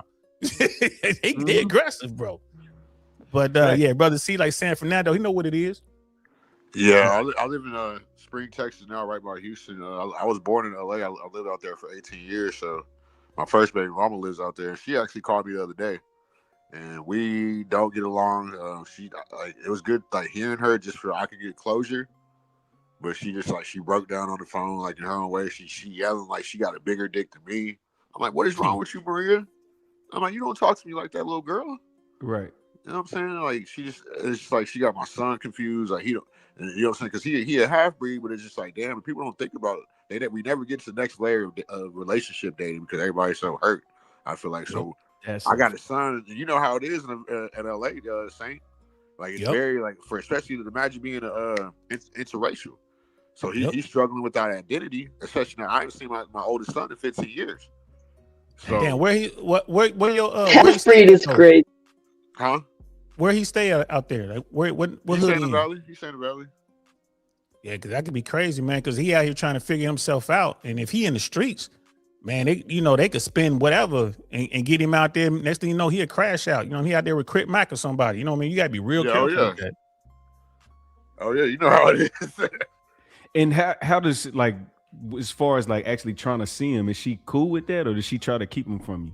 She try to keep him from me because so much shit has happened to Karma, has happened to her so bad, and to my son, and they still won't recognize it. The dude she married after me, he got murked right in cold blood when she called me a gang member when he got killed for false claiming. Mm-hmm. And then what else? What else happened? She has cancer now at 33. What else? Yeah, just a bunch of shit. Like her mom's a madam. Oh shit, female pimping. Yeah, so it's just it's crazy. Like it's just and my son, he's going through identity crisis, and just I'm basically giving up until he gets older because he's 19 right now. I'm just basically I've done what I have to do. I just did PS4s, PS5s. Every time I bought a game, he got a game. You know what I'm saying? He getting SpongeBob, Kyrie's. He got the 2018 LeBron jersey before I did. Damn. You know what I'm saying? Just a bunch of shit. He getting school clothes twice a year for me. Because I had a lot of money at the time. But yeah, it's just been hell. She keeps them from me because she said the other day, she's like, why don't you come back out here with me? I'm like, she's like, you're unhappy? I'm like, dude, you know what I've been doing the past 15 years? You know what I've been doing. I've been fucking loving it. You're a young parent too, like me. You get it. Sorry about that. But brother, see, you know what it is. She realized she fucked up. Yep. She realized you the one, and she fucked it up. She doesn't know how to just. Yeah, she can't. She don't know how to humble herself and just say you know what, I messed. Is there any way that we can either work something out, or can I send him out there to you because your son needs you right now more than ever right now. This is the time for him, so he don't fuck up. Yeah. Yeah, that's what it is. She just don't know how to do it. He tried to I try to establish a relationship over the game. And y'all play 2K. You play 2K Red Pill? Nah, I ain't on it. Well, you know how they got them Zans, like you can cheat. Yeah, I know what you're talking about. Well, he cheat. Oh, it's muted. He be cheating with the Zan. Like we'll do a franchise. He'll like I'm a Laker fan, so he'll pick like I'm gonna be the Hornets. I'm gonna be the Jazz. Like I'm like, dude, I don't want my memories of 2K26 and 25 as the Lakers versus the Hornets, bro. Pick a good team. Like, I feel like the Jazz suck now too. That with the cheating and just like he like when he wants to play the game when he want to play, like it's just, you know what I'm saying. It ain't like then like, he got my friend involved, and then this is where it gets real bad. So my old friend, it took him 13 years to tell me that he got naked pictures of my baby mama. Oh, yeah, and as dusty as he is, it's like so you pick my dustiest friend to sit naked. That just shows how much you care about me. He's like, oh, well, I told you. I'm like, how am I supposed to believe that you got naked pictures of my baby mama when you ain't getting no coochie in real life? And you know what I'm saying? Like, so he tried to like, so he a stepdaddy goofy. So I'm like, so you out here manipulating other people's kids? What you What think stepdummy? Did he pay for the pictures or something? I mean, I don't know. Like, cause I mean, 13. What was it? 13 years ago, we was like 20. So, but it's just like I was I was so done with her. It was just like I didn't really care because I just didn't want to be with it no more. Like I was, you know what I'm saying? I was like, was it like the pictures where she like were they like pictures like she knew she was posing or like she was like some sneak shit? I mean, she sent it. No matter what it is, you know what I'm saying? Out of spite. Oh, so she was like, oh shit, like she was ready for it. Like she did that shit to hurt you. That's yeah, that was some of the spike shit. Yeah, so the girls know our dumb friends. The girls know the dumb friends that they can do. They know exactly what to do, bro. Yeah, hey, y'all want some real red pill knowledge, man. This is why, as a dude, y'all spend so much time worrying about these 304s or whatever, and y'all don't spend enough time worrying about these weak ass niggas y'all got in y'all crew. Like that's something like every now and then you need to clean your car, bro. Like what you doing? You know what I'm saying? You need to clean your car and it's like, and you know, God, you know, hypothetically speaking, I'm not saying I would do this, but on principle, if you come up to me on some, I got pictures of your baby mama trying to talk or whatever, man, we might have to handle that like men. We might have to have a session real quick. Man, I ain't seen him in 15 years either. He moved to San Antonio or something. I'm like, what are you in fucking witness protection or something? Like, yeah, that's what it is. He won't stay away from me because he know what it is. Jesus Christ. I mean, people are just, they're impressed. But I mean, the life I've lived the past 15 years, like, I've lived, that's why I ain't left back. Like, I ain't gonna lie. Like, the shit you just flashed on camera, 00, that's what I've been doing the past 15 years. On the high, well, I stopped recently, but, you know what I'm saying? Like, so I was living life. Like, you know what I'm saying? I was making million. I made like 2014, I made like $1 million. Damn. Tell me you bought a building with that, bro. Tell me you bought your little fourplex somewhere. Shit. I got a house. I got a house where I'm talking about the extra, not where you stay. Like I could have had you set up in Cincinnati, man, with nice little fourplex, man. Good return on investment, man. You already got a good in Cincinnati, man. We need you in Indiana, man. So you be in Indy? Y'all be wilding in Indy, man. Y'all always been wilding in Indy, though, bro. Always. But here's the thing about Indy. Like, our people be wilding, but then y'all got like them KKK boys, you know what I'm saying? Got them skinheads. It's like it's the Badlands out there, bro. And then don't forget the police.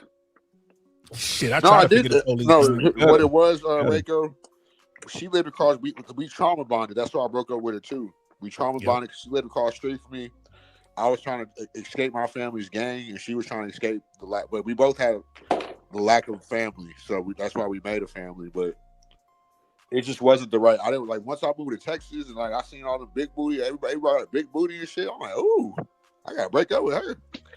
Hey, I wanted to ask you. That's one of those Russell Wilson ones. That's funny. Yeah, brother. See, how did you make that transition, bro? Like, how did you? At what point? I guess there's two questions here. At what point did you realize you had to break away from the situation?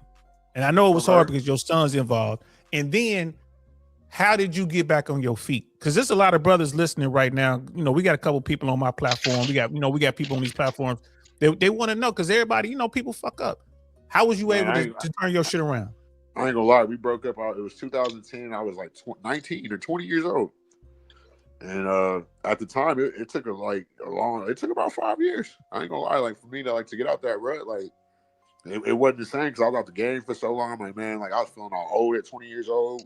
Then I had all this money. I had to basically like relearn game, and it took me till I was about 30.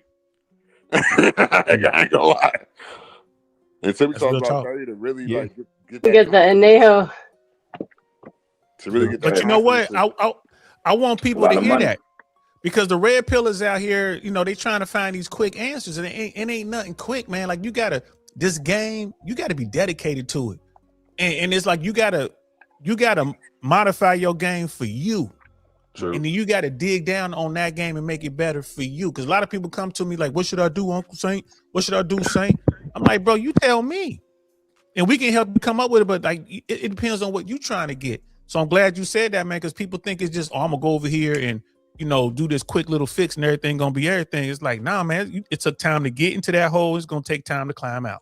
That's a fact. That's one thing I can say about, I kind of like, I wish I would have got over it sooner, because there's a lot of women that I came across that I'll probably never come across again in my 20s. Yeah. You know what I'm saying? And I wasn't as healed as I am now. I've been through like all through like the dinner dates, the meet and greets. Like I've been through all that with women. Like, you know what I'm saying? Like, because I feel like with men, you have to basically do that. Like, don't go in a strip club looking to get a therapist. Look, go in to get your shit wet. Don't let her take you to the VIP. Tell her you're gonna take her out this club. Tell her, you know what I'm saying? Don't like, that's what I did. Like, you know what I'm saying? Right. It worked for me. Well, let me put a little extra on that though. Hey, Saint, I think that people what I say is they try to fuck through their healing, and I think as right. Women, that's more advice for them. Like they'll be like, I'm healing, but they'll still be fucking, and then dudes will still be trying to, instead of just letting it go, just zone in, like tunnel vision on getting right. You do shit that keeps setting you back. You taking 10 steps, you losing 15.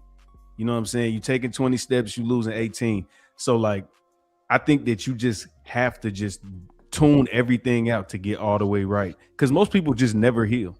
They that's die true. Out, you know what I'm saying, with their flaws and shit. So that's my advice is like, get the fuck away from everybody unless they just somebody that's a positive person, somebody that got your back, and stop trying to take them short. Don't let nothing take you off your motherfucking dean, man. Stay focused, dog. What's the saying for that? It's like the best way to get over someone is to get under someone. Have you heard that before? Yeah, but the problem is then you end up when your rebound doesn't work out and you're grieving that relationship, that breakup. You have to still grieve the other one before that, because so then you're grieving double, and you're just a mess. Yeah, so it's not good. Not congruent. I mean, what they say when you do it simultaneously in jail, they say we're gonna run these concurrent. Oh yeah. Yeah, now you got to do that when you're doing two. Yeah, now you're just stacking up trauma. Yeah, that's a good song. You got to get over it. And then you'll hurt other people if you don't get over it. But it's like Saint said, it's how do you get over it, because we're all different too. So it's like, but we can't be smashing through healing. That's what women do. They never sit back and heal and be like, you know, this the guy I got imagined in my head, not the guy that's made me feel good just because he can play on my emotions and he can pay a bill. Facts. I think you get with your forgiveness. You have to forgive them and you have to forgive yourself for your mistakes. That's how you heal.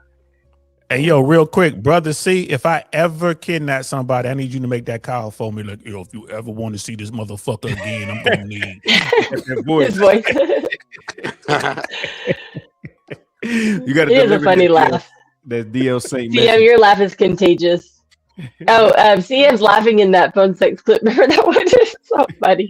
There's this other channel. It's kind of a little inside joke. But CM, your laugh is like one of the funniest things about that clip. I'll have to put it in Discord. Shout out to CM. So right. Well, no, I sent.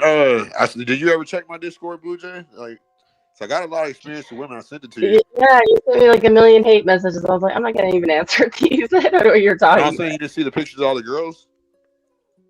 I didn't look at all those. I saw you sent me like a bunch of pictures. What the fuck is this? Those are all. Do you want me to go look at your ex-girlfriend? Does that make you happy? I'm just. I don't know. I'm on my. We're having a girl off right now. I'm on myself. Oh, good. That's awesome. I don't want to just be sleeping around anymore. You grow out of that shit, bro. I did long time ago. Yeah, most dudes do grow out of it. I remember when I would be in Miami, right, like kicking with Fresh, like when I first met Fresh, I remember sitting down telling him, I'm like, look, man, I mean, it's cool now. You out here, you getting these chicks, man. It's going, you know what I mean? Because dude was literally lining them up 3, 4, 5 at a time. Like it was crazy. I'm like, bro, all right, it's cool now. But at some point, you're gonna get tired of this shit. You know what I mean? Like most men get tired of it. And then you're gonna want one woman that's gonna be there because all these chicks you running now, they don't care nothing about you. They just want to be in the Lambo. They want to be on the scene. They trying to get on the boat. They trying to be in the mansion party. Yep. If you get sick or you need something, you can't call these chicks, man. These hoes don't give a fuck about you, and that's cool. You know, at some point you're gonna want a woman who cares about you, and you know, and that goes for all you dudes out here. It's like, oh man, I've been invisible, but I got game now, so I'm running these chicks. All right, go ahead, have your fun, but it's don't. You heard what Brother C said. He was like, man, he let some good ones get away. You're only gonna get so many good ones. You know what I'm saying? You want to make sure you snatch one of them. Otherwise, you're gonna wind up old like me. I don't look it, but shit, I'm old the motherfucker, man. You're gonna wind up old like me, sitting up in here, you know, trying to talk to y'all young boys, trying to tell you, like, man, go and get you, you know what I mean? Go and get you one of these good girls, man. Leave these bad girls alone. But you know, the crazy girls got the best. So, you know, I get it. I understand why y'all doing it. Yeah, that's played out too, though. I be telling dudes stuff like, boy, y'all be so caught up in how good some pussy is. Y'all brain ain't even thinking correctly.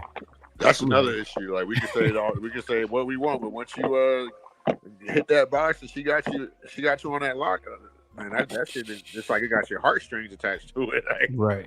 All right. Hey, look, go ahead. You good? You know, I love that dance hall. Sis So Skid said it best, man. Big up to the girls who flex the best. Here, go right here, bro. Like, this what you need right here, bro. You know what I have to tell them, say, big up my girl on the side, cause of them flex the best. Them shit, I get it. I get it. Remember the bomber cloud. Oh my God. They put that sting on you, bro. You know what I'm saying? Hey man, that voodoo vagina is different. But you gotta have mind control over it. See, you gotta be smoking. You gotta have mind control over that pussy. You know what I'm saying? When they be around, you shut up. But when they gone, you be talking again. Exactly. If you trying, I tell all these dudes too. These guys be like, "Yeah, I'm good. My game on point. I'm blah blah blah. I'm a G with it. I'm a top tier dude. I'm a G." I'm like, you ain't a real G until you can tell a dime. I'm talking about a certified 10. I'm talking about a woman you might see on a billboard. Tell her no. Yep. That's when I know you at that level. Like, okay, yeah, you fucking with us now. When you can tell a dime no. Yeah. And most dudes don't understand that until they do. And once they really understand it, they come back years later like, damn, you was right. I had a dude hit me up not too long ago. He was like, Uncle Saint, you was right. You know what I'm saying? I finally told a dime no. And it's like it's a whole new world now. You know what I'm saying? It's just like you looking at shit. Just the power don't work on you no more. Yeah, that's how you get when you tell them no. She don't even gotta be a dime. She could be a 7 or 8 as long as them niggas think she a dime. Right. A dime is subjective. You're right. It's subjective. You know what I'm saying? Right. Just turning some pussy down nowadays, you might be great. What's so hard to do that? Sister Blue Jay, women don't deal with this type shit. Like, y'all don't have a problem. Like, y'all say no all the time. I mean, it's like y'all the opposite. You know what I'm saying? So you hear this man talk right now. What's going through your mind right now? Yeah, I don't think we get like a sprung by just sex alone. I think like men do. So I think you guys have like a primal nature that's like difficult to combat.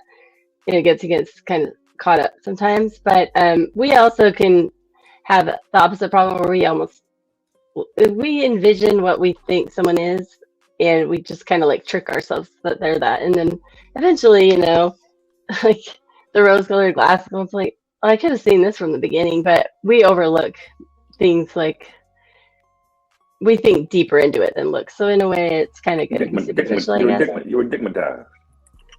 No, it's more like, oh, you know, I don't even know how to, like, I can't think of a perfect example, but, you know, if like there's an ambiguous communication, we're going to always, like, assume that it means the one usually that, like, favors us. And sometimes that can be, like, delusional. Because I do agree that men are, like, relatively simple creatures. Like, you guys have usually either say what you mean or you just don't say anything.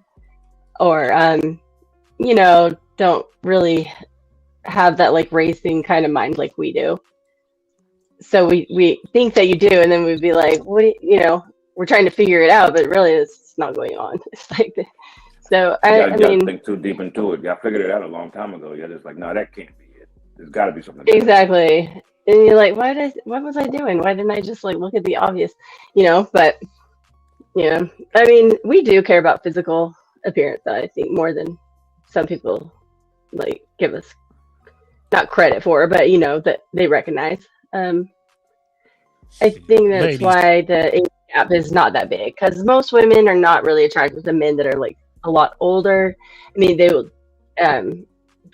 see it as a strategy, but it's not because they like think they're so attractive, So I personally think attraction and like, intimacy is more important than money. Money is, I've had money and not had money. It just doesn't really change like your life happiness scale as much as like being in, I got a like question. adoring somebody. If you're a woman in your 40s and you're trying to get knocked out, would you rather go for a younger man or an older man? Probably younger, but I would say somewhat close in age. Like usually it'd be like a friend with benefits, and usually your friends are gonna be kind of like your age group because you So kind of. If you like 40, you go to like 33, 35, younger. I have gone like younger when I was in my 30s. I would do some like that they were in their 20s, but that's because I just had my kids half the time, and like when they were gone, I just kind of wanted to go out and do like have fun because they were with their dad 50%, So it's like I was just home alone. I didn't want somebody that had a busy life and obligations and schedule. I just wanted someone to have fun with. Somebody's available. Right, exactly. They didn't have a lot interfering with like my schedules in a way like a selfish, but it worked for both. But as far as like dating someone seriously that's younger, I wouldn't want to like go, that's more than too much, yeah. Or older. I mean, I think like maybe like a few years younger to like maybe like 7 or 8 years older. So like a 10-year range, but most of that I would say the majority would be. You still in LA, Saint? No, I'm in Tampa. Okay, I'm in Florida. In Tampa now. Yeah. Oh yeah, you down there? Yeah. How long was you in LA? I did between LA and San Diego. I did a 20-piece. I was working in Van Nuys, and then I was working in San Diego at our air traffic control facility down there for a little bit. And I spent some time in Miami for my career. I was an air traffic controller. Where you working in Van Nuys? I'm missing. Yeah, right there between Sherman Way and Roscoe, like right there. You drive by there. Right there. Bro, it's right there. I used to live right there on Wyandotte and the Sherman Way. Oh yeah, you probably seen me sliding through there. Just didn't know who you was looking at, bro. You know what I'm saying? I was right there. Right behind the Albertsons. Damn, you was right there. That's how that game life circle around, man. You know what I'm saying? It's start aligning. I always say that. And it's funny. I tell people all the time, y'all be surprised how small this planet we live on is. And I can tell you, matter of fact, I got a story for y'all. Matter of fact, about how small the earth is. Let me tell you a story, man. Here we go. I gotta get a little sound bite. Everybody sit down, please. It's story time. It's story time. So I leave Cincinnati in 1990. I joined the United States Army, right? I wanted to be a paratrooper my whole life. That's all I want to do is jump out of airplanes and shoot shit. That's what I wanted to do. Mm-hmm. And luckily, I was an air traffic controller, so I got guaranteed that training, which helped me out later in life. So, 1990, Desert Storm, 91, I get sent over to Desert Storm. And I'm walking through, we're in the middle of a desert. Like we're like just outside of Riyadh, like we're real close to the border. You know what I mean? We dealing with Iraqis or whatever. And I'm walking through our camp. Like we're literally in the middle of the desert. I see this brother walking the other way. I'm looking at dude looking at me the same way, like looking at each other like, damn, that dude looks familiar. Whatever. I'm on my way to see a buddy that I went through airborne school with. I'm in his tent, talking to him, blah, blah, blah. And it was like, where you from? Like, ain't you from Cleveland? I'm like, nah, I'm from Cincinnati. They're like, oh, we got a dude. I think it's a dude here. He's from like Columbus or some shit. I'm like, all right, whatever. Go back to my area. See the same dude going by, looking at him. We still looking at each other like, man, it turned out dude went to my high school, man. Went he kicked it with my cousin from my hood. You know what I mean? They blew my mind like, damn. You know what I'm saying? So we over there, we see each other because he was like, nah, I ain't from Columbus. I'm from Cincinnati. Like, well, dude, just here from Cincinnati. They was like, I know him. It was crazy as hell. And then fast forward 3 years later, I'm in South Korea on a bus. And I sit there, I see this female go on the bus. I'm looking at her last name. I'm like, man, she looked like Tammy that was in the band with me. It was Tammy. They following you, my nigga. They following you. Yeah. I'm like, damn, like we on the bus, like, what's up? We never knew what happened to her. Like she graduated the year before me. We never knew where she went. And like she joined the army. And it was funny as hell, man. So I tell people all the time, like, be careful the dirt you're doing. This planet is not as big as you think. You know what I mean? You be living next door to somebody you did something to. You know what I mean? Yeah. Why everybody from Ohio? There's so many people from Ohio went to LA. All of was out there because LA, it was the move, baby. Shit, come on now, Venice. You know what I mean? Back in the day, you remember what Sunset and Hollywood was like, man?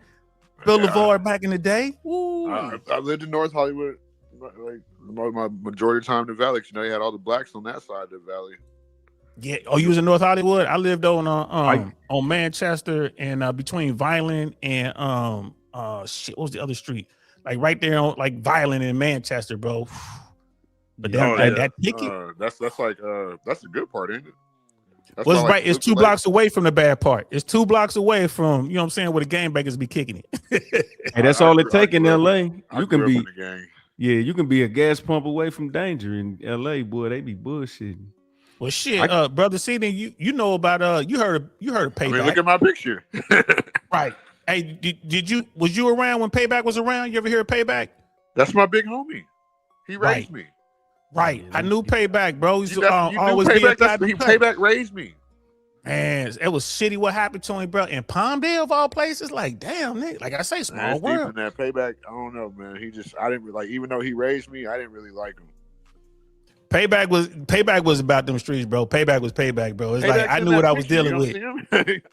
I knew what I was dealing with. You know what I'm saying? But like my bad, we don't want to take over the stream, but we no, go ahead, man. Y'all catch up, bro. I ain't tripping. This love over here. Yeah. I probably seen you before when I was a kid, bro. If you knew Payback, bro. Yeah, you seen me around, bro, for real. So and I was a dude I was just up in. Yeah. What was the name of that barbershop right over there that y'all ran? Brother. My man Doc was working in Brother. Then he went over to Platinum Cuts. And that's where we be over on Platinum Cuts over on Ventura over there in Studio City. You know what I'm saying? That's when I came up and all that. That's when I met everybody. Yeah, I remember when y'all opened like 2005. Yeah, the one right by Studio City, like right before the good part of Studio City. It was like right there. I went up there with Payback. Nigga, you probably done seen me, bro. You probably seen me in the chair sitting right next to Doc over there talking shit. 'Cause I was in there doing my thing. I was like 14 years old back then. Yeah, you was like a little poop butt up in that joint. Yeah, but I was bad. My name was literally Badass. Like, but shit, Badass. I was in there. Shit, when y'all had trouble, y'all had the little thing, whatever, with Pacoima. I was in Platinum Cuts when I popped off. What year was Payback that? called old boy in there. You know what I'm saying? We'll talk about that offline. Nah, I don't care. I'm into like that's where I moved. You know, Blueface's brother and my best friend. They end up K-word this dude in front of Birmingham, and damn, that was it. That's when we had to get up out of there. Well, my baby mom was pregnant, and I figured out my family was like faking the funk. Like, y'all not real gang members, bro. Like, what are y'all pretending for? Like, y'all want me and my friends to do all this shit.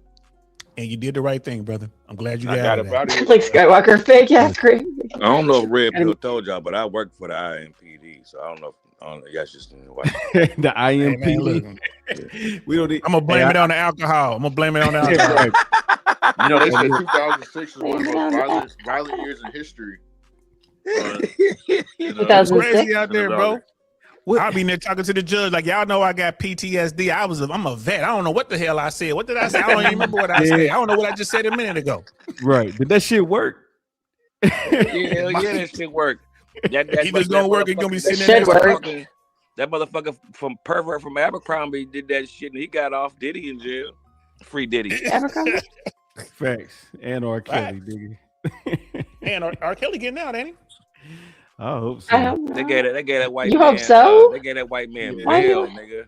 Nah, why would you want him to that get white out? man is the head of Abercrombie and Fitch, my nigga. He was literally molesting little boys and shit. This nigga ain't seen jail, nigga. And he got bond. Really? Be careful with our words. We don't want to get kicked off the street. Where is- I'm sorry. Let me shut up. Oh yeah, it's like PDF or what else? We got some keywords here. Yeah, I said K-worded. I know about LA is I like Universal Studios. I went there a couple times. I used to be there every weekend, Blue Jay. It's so fun. Oh, did you go on the Raiders of the Lost Ark one or whatever? No, I was too poor to go on the rides. I used to go on City Walk. Oh yeah, shout out to City Walk. I was in City Walk in Orlando though. I didn't know. I thought Disney World was in LA and in It is because I've been to Disney World in Orlando too. They have the Epcot Center there, and they have like downtown Disney, which is like park. Yeah. But one's Disneyland, one's Disney World though, right? Right. The Epcot, the one in Florida is at Disney World. But they do both have Universal Studios and SeaWorld and because when he says City Walk, I'm like, hold on. So I guess it's basically the same shit, just in two different cities. But shout out to No, it's you got it's quite a bit different. It's just, you go up this long ass fucking Saint know what I'm talking about, like long ass fucking hill. Then one side they got there's like a boardwalk. Is that what you're talking about? They got the walking side where everybody walks, and they got like the rides, and they got like the movie theater with the what's this shit called when you put on the glasses? Oh, the VRs and shit. Yeah. The three, yeah. That's man, it was so I miss LA so much. Like I like the weather. Man, we had 8 earthquakes when I was out there. I was out there in 2000. I went to SeaWorld. They had that Shamu still. Remember that? They could have the damn side on you and stuff. But the one now they can't do that because it's like very inhumane for one, and one of those whales killed the trainer in front of a bunch of people. That'd be crazy, yeah. Tore the person apart. But in the one in Florida, they have for instance, they have like a Chinatown, Little Italy, so it's more like maybe that's why they call it Disney World because it's cultural, yeah. That makes sense right there. Your mic kind of choppy a little bit. Yeah, Blue. Is it okay? Let me go. I'll try a few things. Thank you for telling me. Turn it down like a little bit. Hell yeah. But it's because I left and it switched to I went in my kitchen and it went off the Wi-Fi. So I'm gonna go out and come back. All right, bet. Now go ahead, see what's up, Brody. Yeah, I mean it's crazy how small the world is. Like when he come back, I'm gonna blow his mind some more because Blueface and that's my co-family. I know he know the fucking how the logistics of the valley and shit. I used to use Blueface mama to catch. I used to use her address to go to Northridge Middle School, Saint. Damn, to Northridge. Yeah, because my parents said my dad was on Motown, or he still is, but that's why I was born in LA. So, but by the time I didn't believe that the nigga was famous until recently, because we were so poor. You know what I'm saying? We grew up, and I grew up in my sister's house on Wissy. You know what I'm saying? Damn. How is, you know what I'm saying? How is he famous if I'm growing up on the Section 8 house? So then it's what was I finna say? So yeah, I used Blueface Mama Carlissa to go to Northridge. I used to catch the bus from Glendale all the way to Northridge. Man, how much that take? That what? 2 hours? That's a 2 long hours. ride. And I was like 12 years old. I was 7th grade. You grew up like we did. You can tell people you grew up in the 80s, man. This is the 2000s. Is that any better? A little bit. It's like a little same. No, I'm just gonna go all the way out and come back. No, because I don't want it to be choppy. It's okay. I'll be right back. Yeah, man. Because I was for a hot second. Give it a minute. I think you're good. For a hot second, I was in Canoga Park for a minute. I was just about to talk about that. Canoga Park was crazy, bro. We getting LA history tonight, ladies and gentlemen. Hey, y'all. Hey, look, LA was good. I don't know about LA right now. They're going through some little issues, whatever, right now. But from 98 until about the early 2000s, man, I mean, I had all my people. Y'all want to talk about the world being small again? Let me tell you another story real quick. We down in Venice. It's me, my girl Kim, one of my homies out there, in LA. She moved out there from, she went from LA. She moved from Cleveland. And then I had one of my homies with me, Smile, from Cincinnati. You know what I'm saying? We down on Venice Beach. We look over. I'm like, hey, Smile, man, ain't that Keith? Keith, one of the dudes who grew up in our hood back in Cincinnati. And he looking at us like, Dun, Smile, is that y'all? Like, man, what are you doing out here, bro? We out here on Venice Beach, bumping into the homies. And he's like, yeah, man, but Keith always been traveling like that. But it was one of the craziest moments ever, man. I tell people all the time, y'all need to travel. I wouldn't say LA is the spot. Miami popping right now. Go to Miami. know what I'm saying? Like, you know, just go to Dallas. Dallas is nice. Get out your hood, man. Go out here and branch out so you can see how small it is. You'd be surprised who you bump into. Facts. Man, tell them about the Canoga Park for real, Saint. Man, Canoga Park was wild, man. I was staying on there was a little strip club right around the corner from where I stayed at. I could walk to. Hold on, Saint. Before you go there, LA strip clubs is the wackest strip clubs in the nation. But go ahead, you got depends on where you go. You gotta holler at somebody. You gotta go stop at 10. Go ahead, you got it.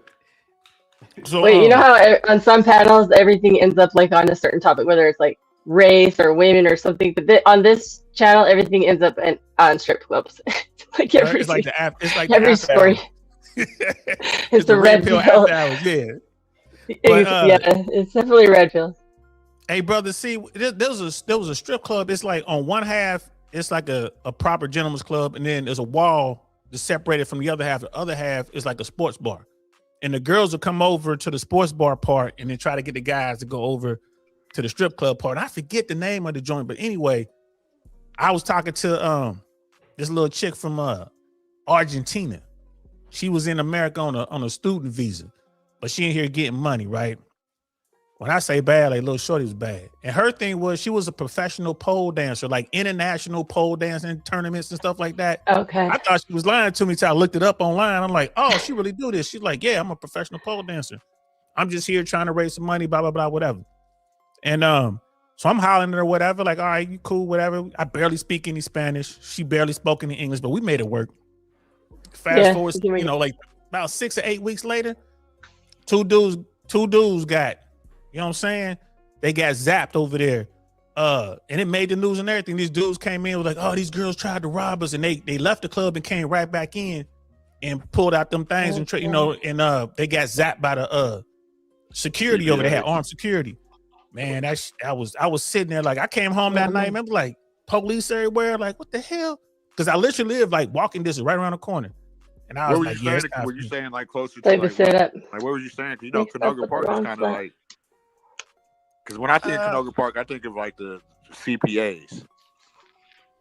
I don't know if I was that deep. Where was I in Canoga Park, man? Not too far from Van Nuys. It was on I think it was like Northridge and whatever that main road is. Say close to the Northridge side. Yeah, Canoga Park. Yeah. It was over there. So tell them about how segregated Canoga. Hey, what's up? Oh yeah, some stuff over there. Like there's some people over there gonna let you walk through Canoga Park. Tell them again, Hey, thanks for coming over here. It's good to see you. Do you guys know him too, or is he coming from my channel? Either way, I'm glad you're here. You're welcome to join the panel too. Shout out to Dr. He's got a chance. Frost. Awesome. Like the name, I met him at the Drip Show. I met Freezy over there. I met a lot of people over at the Drip Show. Drip was yeah, but anyway. So yeah, we've been knowing each other for like a couple of years, I think. So like LA, like you really need somebody to explain it to. Like, see, you gotta break down LA politics, man, because you grew up in it. I was just I grew up. I was born into that shit. Yeah, so Canoga Park is racially segregated. If you look like me, Red Pill, or Saint, you can't go outside like in any other place in America because that's like the most prejudiced, right? Like they have a gang out there called Canoga Park, Alabama Street, and their motto is literally N-word killer. Like they don't care if you're a gang member. Are they Latino? Yeah, they don't care. Hispanic, yeah. They literally don't care if you're a gang member. If you're black, you're dead. Like that's I have some and you would never think that because of where Canoga Park is. Like they try not to talk about it. They really protecting that area over there. They don't want the rich blacks to get richer. Mm-hmm. Because I used to live in North. Think they're thinking that deep into it, or they just want the territory to sell shit? Why would you? You know what I'm talking about. Think how beautiful it is over there, Saint.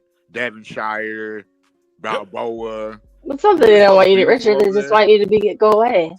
Huh? So they can have their own little. They stick together. Like the city I grew up in is over 50% Hispanic, and they're all like first generation or second maybe. Like the parents don't really speak English. You know what I mean? Then they just have their own little like, I was like strip malls and neighborhoods. You know, they're not cities per se, but everything's in Spanish and stuff. Yeah, so that's why I didn't think it said they hate black people. Want them to be poor. That's a little exaggerating. Hey, Arlen, what's up? Arlen in the building. Arlen, you're welcome to come up here. I mean, I've been, Charisma was up here earlier. She's awesome. Been the only woman, so I mean, anyone's welcome to come up. No, we don't. Oh, I was gonna tell. No, go What time ahead. you do that? What's up? I want to make sure. I just want to make sure I'm cognitive of your ending. Do you have an ending time, or you just kind of? Nah, we good. We just I rolling. can't believe you know ready. Payback, brother. Like now that you said that, I remember going up to that barbershop over by Studio City, bro. Yep. With Payback, and I remember what you talking when you caught that dude from Pacoima too. I was there. I was there when that popped off because the dude was he was an industry guy, but he lived out there. Payback was sitting there and he had on the Pittsburgh Pirate hat, right? And Pittsburgh was like Payback was like so you W hat, yeah. He's like, you a baseball fan? He was like, huh? That's how you he's like, nah, like Payback. Washington, that purple hat. Well, it's like he's wearing a Pittsburgh Pirates hat. And he's like, so you baseball He was fan? sure Payback was trying to trick him. He did trick him. He was like, I've been to Pittsburgh. If he has been there. Well, nah, but here's the thing though. In LA, this is like hood stuff. So Payback was like, nah, your hat. You know what I mean? You a Pittsburgh Pirates fan? And he was like, nah, man, Pacoima. And he said some, he said some stuff like, I'm from Pacoima, blah, blah, blah, blah, blah, right? Everybody in there sitting there just chilling or whatever. And B2K was in there that day. The whole group was in this when they were still young. Like 2004, 2005, right? Yeah, they were still so. Is that because it's yellow? Because they do have a yellow thing. Well, see, the thing was, the dude was part of a set, but he wasn't really in the set like that. He didn't know what was going on. That set had did something to Payback set, right? And it caused, something serious. Some people got lost. It's my family. It's my family's game. Payback wasn't really. He was a tether. So Payback made a phone call, man. Some folks showed up, and old boy didn't know what was going on, and it was like this spot was owned by the Outlaws. So you got 3 different factions, right? Like I'm just sitting there, just watching it all play out. Is Payback a rapper too? I don't know who that is. Is he a rapper, CM? Payback, is he a rapper or what? No, he raised me. I know Payback since I was like 7 years old. He literally raised me. Like, is he a rapper? What does he live in LA? What is he famous? That's what I meant. What is he famous for? Like he's larger than life. He's in that picture that. What is his talent though? I'm asking. What does he do for his Payback did rap. He's larger than life. Okay, thank you. I just asked you to rap because I knew you have Blueface in your family. Well, Payback did rap, but Payback was a gangster. Yeah, he was a gangster. He was straight street nigga. Okay, so he was more known for his. Look up his story. You can look up his whole story. It's online. You can look up. Well, that's what I was gonna ask to see him to pull it up. Do you have something we could listen to or watch about him? Because yeah, what do you want to hear? A song or a story? Just something, just something to visualize. Yeah, what's the name of the song? Or is it under Payback? Go ahead, you can keep talking. No, I can let him copyright us. No, he can't copyright. Oh, he did. Yeah, you better make some calls. Shout out to rest in peace to bro. Yeah, even though we had our differences, still. He passed away. I'm sorry to hear that. Sorry, my bad. I didn't know. I just didn't trust him. After I went to jail from his house, it's kind of sketchy. But that's that life, though, ain't it? Though that's why I tell people y'all, these young guys want to get into the streets. I'm like, bro, you didn't understand, man. The streets really don't care.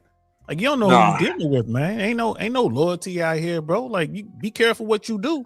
If you gonna do it. Yeah.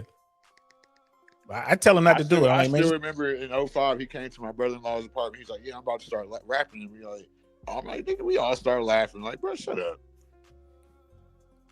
Right. And he did it. They put the video out and everything. There you go. Yeah. We have some people from California that come here that will be trying to kind of get away from, the gang affiliate as much as possible. They still come here and there's Tracy, some of the Californians come here and they try to get away from that because that was great. That's one of but then mostly Crips because we have the Tongan Crip gang here, it's pretty big. But they move freely. I don't see a lot of I think it's if you're really then you don't have a lot of petty drama on the street, really. You know what I mean? I don't see it. Yeah, I'm about to play it real quick. Okay. What's cracking? R.I.P. Money at all costs. What's cracking? Gangsters Definitely do what they want to. What's cracking? Suckers do what they can. What's cracking? It's a moving movement. This here's for gangsta. This for homies. Feel like that nigga that slapped good What night. kind of car is that El Camino? Gangsta love. Showing a little love. Gangsta love. To the gangsters. I'm showing to the movers. If I left your set out, don't be offended, my nigga. Just holler at me when you see me. Gangsta love. That's all love, homie. This is definitely his shit. Like, Let's get it. You know I've been thugging for so long. so Payback was the shirt that says, what does it say on it? That's him right there. The bigger guy? Okay. I'll let it flow. That's how I'm doing things. Put that on. What kind of car is that? She's up to the missing abs. You know I rep that. Got a problem with the set, better step back. If any nigga wanna fade, we can catch that. Try to see my gang, you get found where you left at. I've been local since my ABCs. It's Valley Love for my lows, banging ABCs. Along with Southside, Eagle Side, Do-Rock, Sintown, Ghost Dulos, and the Pomona necklace, been down. Damn, it feels good to be a badass gangster. Like find me in Inglewood. See how he said my name? Damn. Sagging with the 1188 is when my set started just to set. Oh, I missed it. He said your name? My name was Badass. Yeah. And I'm West LA. Clifford? Is that your name? Clifford? No, my hood name was Badass. MVPs by yourselves hustling with the branch. Got the schoolyard in the graveyard for show. My shotguns will put you in the graveyard for show. And they call me Big Payback, so I can't forget the payback. Saints out of Long Beach on me, don't play that. If you wanna find trouble, come to 51st and Hallville. They find you in the puddle just for thinking it's all well and all hell. I gotta mention the Broadway. They do it moving while you other niggas do it the Broadway. Hold on, let me just say this because everybody always be saying when I'm wear red, Crips can't wear red, nigga. That's how I be knowing niggas is from the suburbs and shit. I be Man, like, all my family used to wear red. Exactly. They all used to wear red all the time. What you Yeah, the hat. And nobody cares. You can wear pretty much what you want. I was gonna say, hey, what's up to Primal Rage? Thank you. Thank you for. Can you pull up maybe the comment real quick? I think Primal Rage is on panels a lot. I don't see him on panels. Hey, real but quick. if you want to come up, you're welcome to. Go ahead, big bro. Real quick. Break down, hey brother C, break down the hats real quick because brother Anton was asking like baseball caps and flags they represent particular games. If you go to LA, you gotta. If I'm a Cincinnati dude, I would never be wearing this where I was living. Yeah, and if you wear a C hat in LA, I would think you're from Compton. Exactly. You know what I'm saying? And then you know like I'm just here for the game, hey bro. You will get split. So you got to really be on that. Like you got to know what to wear, where to wear. That's why I stayed in suits. I had ties and you know what I'm saying? Like I wore this shit to the gas station one time. Big mistake. Bro, you got to call your pass. You better call your pass if you got one. Yeah, like the Pyrus, they wear P hats. That's why he asked them like, are you like Pittsburgh? And who else? Like the Bloods wear B's, obviously. Like Crips wear all type of different stuff depending on like what type of Crip they are, whether they be rolling or gangster Crip. Mm-hmm. So rolling Crips, they usually wear like baby blue. And then the gangster Crips wear like navy blue. They usually wear like G hats. Like, what does he mean by the name? Sorry, Sam. I just want to address that. Are you checking about the channel? Can you say? Was there another comment that I was just trying to figure out what he means? I can't catch the name. I wonder if he's talking about your show. Oh yeah, I'll throw mine in there. Go ahead, but no, go ahead. Keep breaking it down, bro. Yeah, so it's like you basically shouldn't wear a hat at all. With your hair, Sam, you finally did some of it. Just leave that shit alone. Leave it alone. If you don't know what it is, people want to be wearing these chucks. And I tell a lot of people too, like, oh, you know, sea walking is just a dance. Like, not in LA, it ain't. You go out there and sea walk, bro, you might get your head cracked right open because don't moves mean something. Yeah, exactly. It's like sign language with your legs. You know what I'm saying? And they throwing up shit while they doing the shit. Exactly. You might be dissing the hood you standing in, thinking you just dancing. It's like, nah, man. They're like, do you sea walk? Like, hell no. Nah. I don't do none of that, bro. Like, that's not my word. That's not even my generation. You know what I mean? Like, And are you like, how old are you? You're like Payback's age? These are saying older than Payback, man. I'm 55. Yeah, wear those. Are you like my brother-in-law's age? I love reading. Yeah, man. But here's the thing, though, and for people who in that world, I understand that. What I say? If you come from certain places, that's part of your culture. When I was growing up in Cincinnati, there was no gangs or whatever, but the gangs are there now, right? The young guys coming up, they got gangs. Me and my brother was just talking about this today. And in Cincinnati, it's more of a fashion thing, a fad. You know what I mean? You got to set. It's still in Cincinnati is because it's so small. Like you can be like, I grew up in Avondale, but I got family in all these other hoods. So if you over here and y'all crimping in the Faye, and you know what I mean, and we over here, we about that blood over here in Avondale, I'm not gonna let nobody hurt my cousin, my blood cousin. You know what I mean? But in LA, bro, it's like the set before your blood, like before your DNA. It's like a whole nother thing. It is. That's what I said. It's Will you keep an eye out for Primal Rage because he's gonna come up in the back. It's tribal. It's I'm tribal. just not very good at that. It's not like the rest of the country where like they're just doing it for like shits and giggles. I feel like, you know, even if they are good ones, you know what I'm saying? LA, it's really like they run California. Yep. And then don't let's get into the Latinos, the Norteños and Serranos and like the whole gang, like the jail system. Bro, I had some drama in LA once. Mind you, I'm working for the government. I had a great career. I'm an air traffic controller. I had some drama, you know what I'm saying, once. And I was out in the Canoga Park area where I shouldn't have been.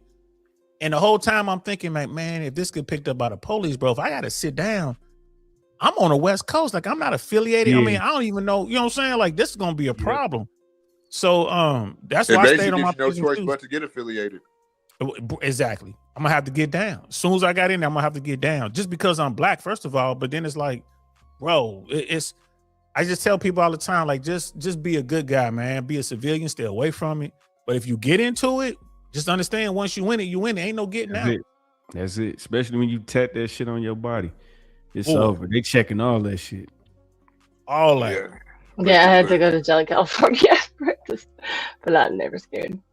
Yeah, but Canoga Park, like I had to get this lady off the phone that had just stabbed her boyfriend or something. Like, but yeah, it's like, I don't know. I think it's if you were not involved, they don't involve you. What? Man, I'm we're by Tijuana, all the way down San Diego. But then they drive you like an hour south. It's like basically. But Sister Blue Jay, here's the thing. He's like, well, if I'm not involved, they're gonna leave me alone. Nah, that might not necessarily be the case. You got to keep. One thing, like Midwest guys, we understand hoods. We respect everybody's soil. So when I'm moving around, if I'm south of the 10 or if I'm doing something, I'm somewhere, I'm moving, I know what it is. I know how to talk to folks. I don't care if I'm dealing with the essays or I'm dealing with, you know, these dudes who was cripping or whatever. If I'm dealing with Armenians, you know what I mean? Like AP ain't no joke. I know how to move. I know how to be respectful. If you don't know these things, you get yourself into a situation, they don't care that you ain't affiliated. They're going to give you a chance. Like, oh, yeah, well, I do know, but I'm a woman, and so it doesn't matter because they all like me. It doesn't matter.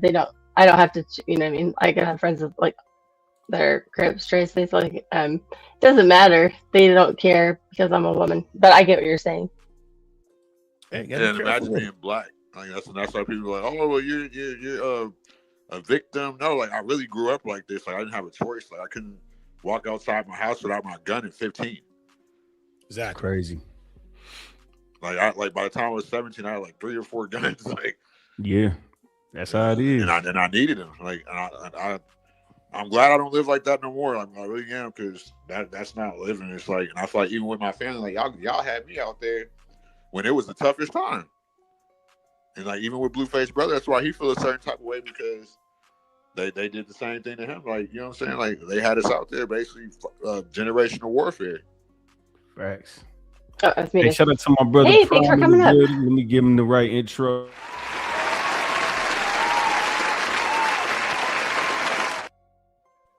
What's the deal, homie? Appreciate you pulling up, man.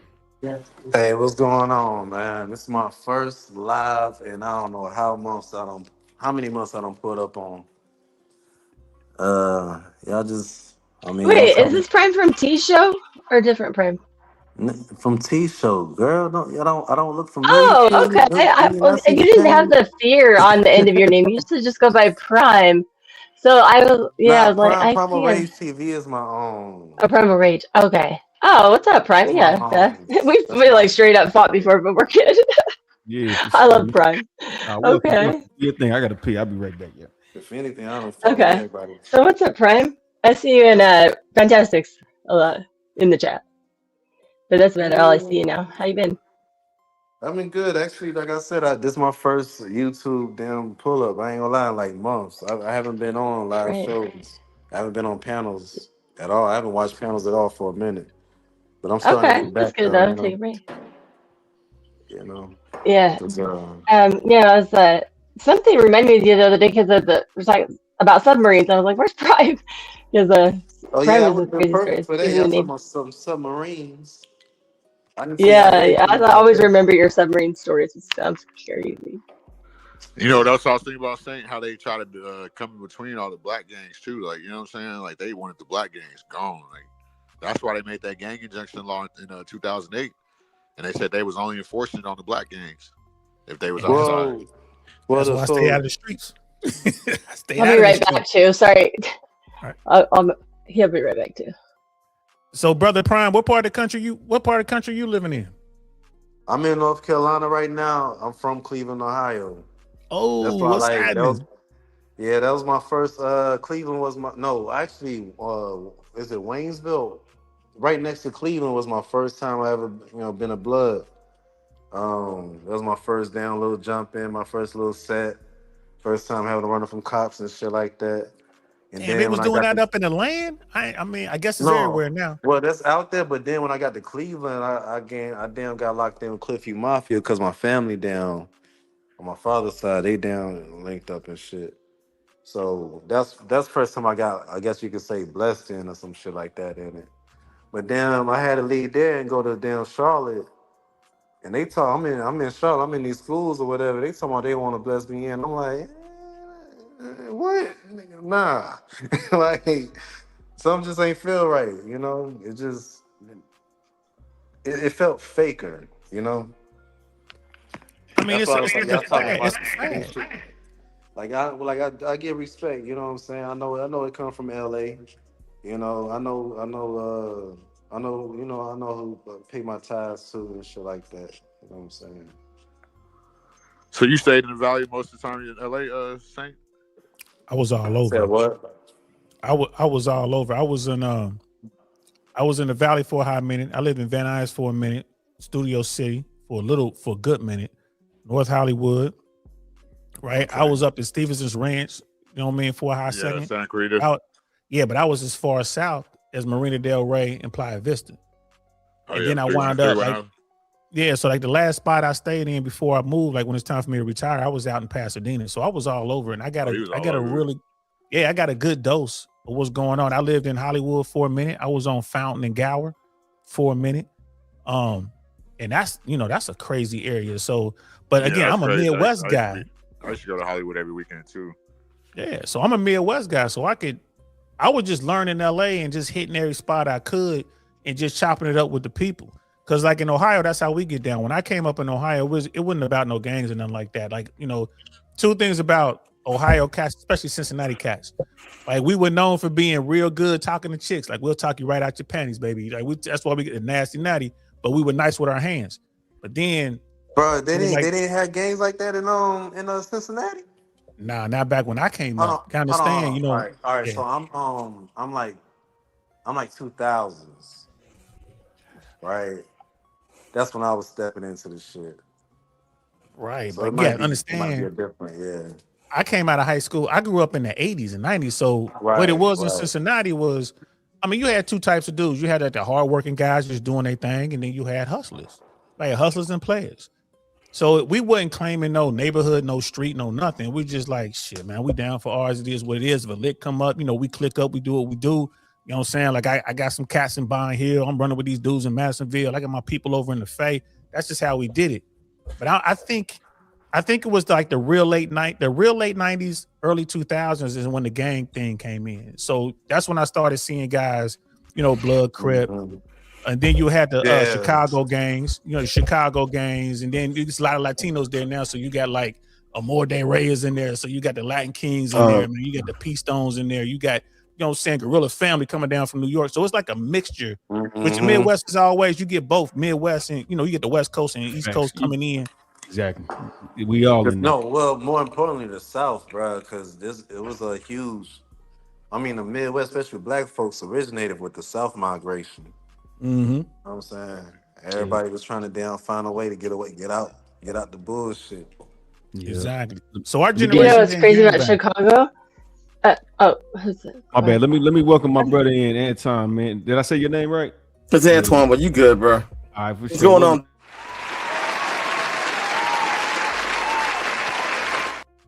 What's good, Airborne? Try to let the carpet out for everybody, man. What's up? What's going on? Yeah, that's the only thing I've ever joined in my life. You invited the woman. Before you go, before you start cooking, bro, that's the only gang I ever joined in my life. That was the Airborne Parachute. I'm Airborne for life. Oh, That's the only gang no leg I jokes, ever all joined. right? Okay. No leg jokes, all right? Shout out to you. Blue Jay was saying something. Hey, about actually, complete opposite, bro. You airborne, Oh, yeah. I'm fucking underwater. Man. He was submarine, So, yeah. Yeah, I have a story to tell you about the submarine thing, but probably in a minute. But I was to say, so my field professional is interior design, and I had a client that I met. I was designing some stained glass for him, and he was moving from like Tiburon. It's like in San Francisco. It's like he's like, you know, extremely like kind of the old money thing, but he's an Italian guy from Chicago. He was like in his 70s, you know. But basically I was helping him like design, you know, his new place here because he was moving to Utah because he's sick of the politics there. But he told me, like, showed me all these things. His dad was one of the first inventors of strip malls. He was an architect, so it was like old school Chicago. But he had scars from being stabbed by Irish because he was Italian, and they used to literally like fight it out like that too. Oh, he is old school. Yeah, he's got. I know. I need to call him. I'm like. That's how old he is. Yeah, He is like, well, he was probably, I mean, he was like already 70 something. This was like 5 years. Yeah, they're definitely old school. Like around here, like especially, I'm not that far from New York. I'm about 20 minutes from New York. And what people don't realize, like the Irish and the Italians had a little thing going on back in the day. Yo, And that's what people don't understand. Yeah, It's he had literally and then scars. how do you like, because they get mad at us, right? Like, why don't you fix the situation? But here's the thing. They had government incentives to help them fix their situation with the gangs and shit like that. They had down so much promotion. Your mic is a little choppy, Prime. You choppy, Brody. You might want to disconnect because I want to hear what you're saying. Yeah, but yeah, I mean, maybe men just like fighting. I mean, do you guys ever think of that? I honestly, Seems like what it. people don't realize, in certain cities in the U.S., especially around here, like in New York, in Boston, in Philadelphia, in Chicago, a lot of the cops were mostly Irish because they were the ones doing the jobs that the Anglo-Saxons thought they were too good to do back in the early part of the 20th century.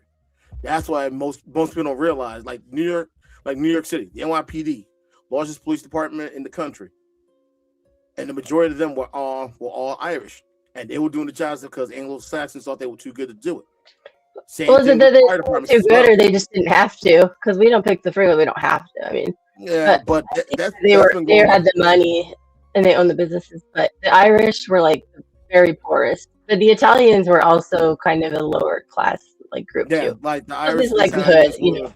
Yeah, the Irish and the Italians and another particular group. You know, I'm not gonna even say their names, but you know what I'm talking about. Like they had a little thing going on, like way back in the day. Like I remember hearing stories. From to start the OGs whose the country. OGs whose parents, Yeah, smart. I was gonna say Poland. Yeah, yeah. Polish Like, people they were had- not they like had- either. They'd come. They had issues like going back for a long time and everything else. And I remember talking to me and some OGs when I was younger, and they were telling me the stories. Like some of them were kids at the time when this stuff was going on, or they were teenagers or young adults at the time, and they were just telling me like it was just that rough back then. Eventually, as time went on, you know, some of them got civilized, but then some of them had jobs that looked like that they were regular people, but they were still doing things behind the scenes. So a lot of them groups, they were dangerous. But my people, I'll be honest, my people are pirates. And that didn't start happening until like the 80s. You know, white people, of course, didn't like us because we were black. Black Americans didn't like us because we spoke with an accent. And if I you don't go know. down I think it depends on where you live, honestly. Because if you go to the Western states, people are not racist. Like I don't. In the '80s, they don't racist because that would mean my parents would be racist, and they're not. Sis, there's My racism dad- everywhere. Yeah. You gotta understand something. Like in America, man, America's version of racism is what most people consider classism everywhere else, but everyone's racist a little bit. It's just how you handle it. There are a lot of people who have racist tendency and racist views until they meet someone from that other side, and then they're like, "Oh, y'all just like we, Yep. Yeah, Exactly. but, Man, So you're saying they just assume that everybody in that group is the same, basically, like they used to do with the Irish. They fight and they're alcoholics, right? Like, and a lot of them are. I have some Irish in my family. Exactly. So, like my people, because when they came over to the States from Haiti, especially in Miami, they weren't playing around. And the thing is, like, you've ever heard of Zopound? Don't fuck with the Zoes, boy. Don't fuck with the Zoes. Put it like this. I can put it like this. You got 10 Haitians in the room. Some of them are Zopound. All of them are Zopound. None of them are Zopound. You know how you know who's Zopound? Flag. You don't. He froze. Oh, you don't. You don't. Because they don't do gang signs. They don't do gang signs. They don't have tats saying they Zopound and everything else. They don't wear a particular color. Yes, they rock the flag. But like I said, my people, they do voodoo too. Haitians. Yeah. But and there's a significance behind that. You guys know him? Blue Jay, wear that on your shoulder though. Blue Jay, there's a meaning behind why my people. It's true. Voodoo. I mean, Bernard that comes around, he's half Haitian, half Nigerian. He still practices. If you ask him what his religion, he says there's a reason behind that. One of the reasons was to stay in touch with our ancestors. Another reason behind that was to scare the colonizers when we were colonized by the French. When I mean my people are pirates, my people will fight to the death. Type shit. Are you Creole? Is that? They didn't Creole. They speak y'all speak that patois. It's not patois. It's called Creole. It's Creole. Okay. Basically, what actually one of my great great grandfathers or whatever. I guess he was like orphaned when he was a baby or two, and he was raised by Creole black woman in Louisiana. And then so he spoke the language of the native people. The Creole they speak in Louisiana is a little bit different than the Creole we speak in Haiti. It's a whole lot different. I mean, there's some similarities because most of it's French based, but the Creole we speak is mostly French based and French vernaculars, but there's a little bit of Spanish, Portuguese, and Aramaic, and a couple other languages involved as well. But it's mostly French based than everything else. But the Creole and it's Native American. Which one? Some of it. Tainos, the indigenous people of the islands, and that's the thing most people don't realize. The indigenous people, like the Tainos, didn't just occupy one island; they occupied all the islands in the Caribbean. So Haitians, Dominicans, Cubans, Puerto Ricans, Jamaicans, Trinidadians, Guyanese, all those people who live on the islands, all of them were also have connections to the indigenous Tainos as well as the African slaves and the European colonizers at the same time. But that's the one thing most people don't know.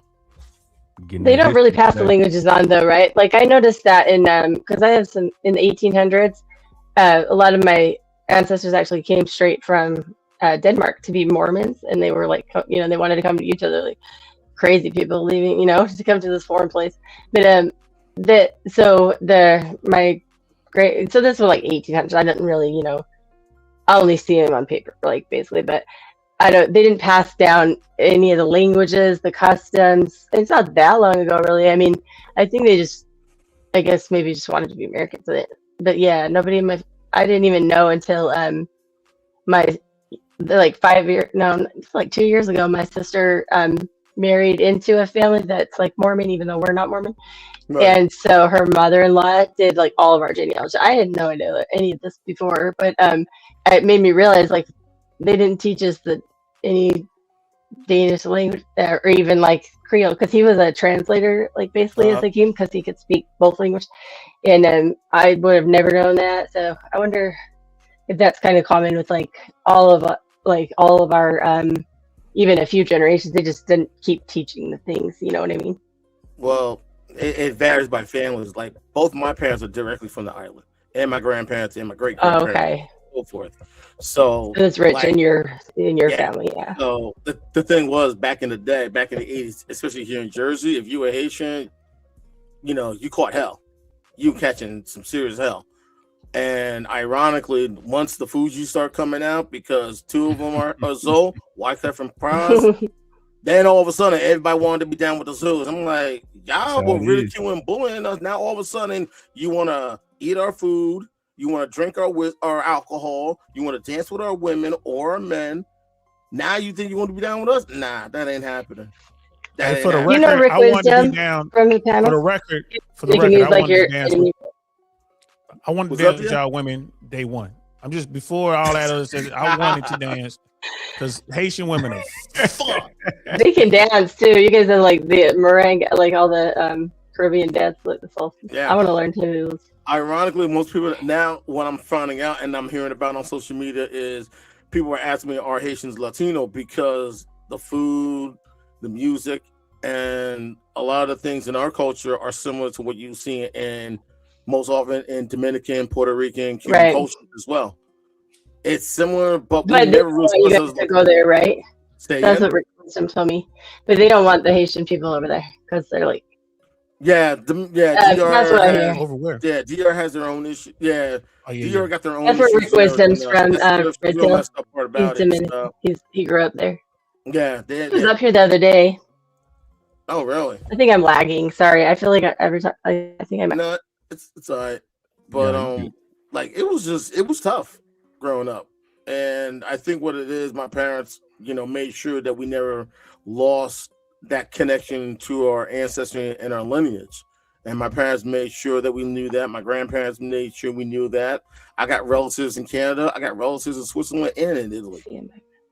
So, my parents, they've always told us never be ashamed or embarrassed to be Zoe. Just because I don't if you notice, I don't speak with a French accent, but if I want to speak with the accent, I can bring it up whenever I want. Yeah. That's a hard one to do too. That's cool. Shit, I be talking about that all the time, I bro. don't That's gonna see get so You know what I it don't is? see. I've grown up around it. It's nothing. A lot of my family still to this day, like my wife's not Haitian. And I remember one time she came with me to pick up my aunt, my mom's sister. And we're driving in the car and everything else. She's talking to me in Creole. I'm answering her in English. And my wife's looking at me like, wait, you understand what you're saying? Yeah, I do. I understand what you're saying. And she's like, how is it? That's just how it's always been. Like the hormones, the grown people in the family will always talk to you in Creole. And the Timoons, the young people, will always answer in English. Yeah. And, I have five kids. My wife and I, we have 5 kids and 3 grandkids. Shout out to you. Really? Our 2 eldest we adopted, so they're not Haitian, but the younger 3 are. So I make sure I have my kids around my family more often to understand, just to have an understanding of the language and everything else. And even my older 2 aren't Haitian. They still also are learning Creole as well, just because they feel like, this is something that's important to me, and they feel like, we want to learn too. So yeah, I mean, being bilingual can make your salary go up $10. Shit, I know. $10. Not just mention Creole. Like I know a little bit of German. It needs some work. I know a little bit of Italian. And I mean, I need some work and everything else. It's rusty. Forgive me. I haven't spoken in a while because my relatives live in Switzerland. Because I got family in Switzerland. Switzerland's nice. Yeah, they speak German. They speak French. They speak Romance, but you don't often hear as much. And they speak Italian. Plus, also one of my cousins that lived in Canada. She's now living in Switzerland. She lives in the area where they speak German. My cousins that grew up in Switzerland, they mostly speak French. And also, when my dad left Haiti during the time when Papa Doc started taking charge and everything, my dad lived in Montreal for 3 years. So he still knows a little bit of Québécois Français as well. And people don't realize that the Québécois, like the French you hear in Quebec, is a little bit different than the French that you hear in France. And notice I say Quebec, not Quebec. Yeah, right.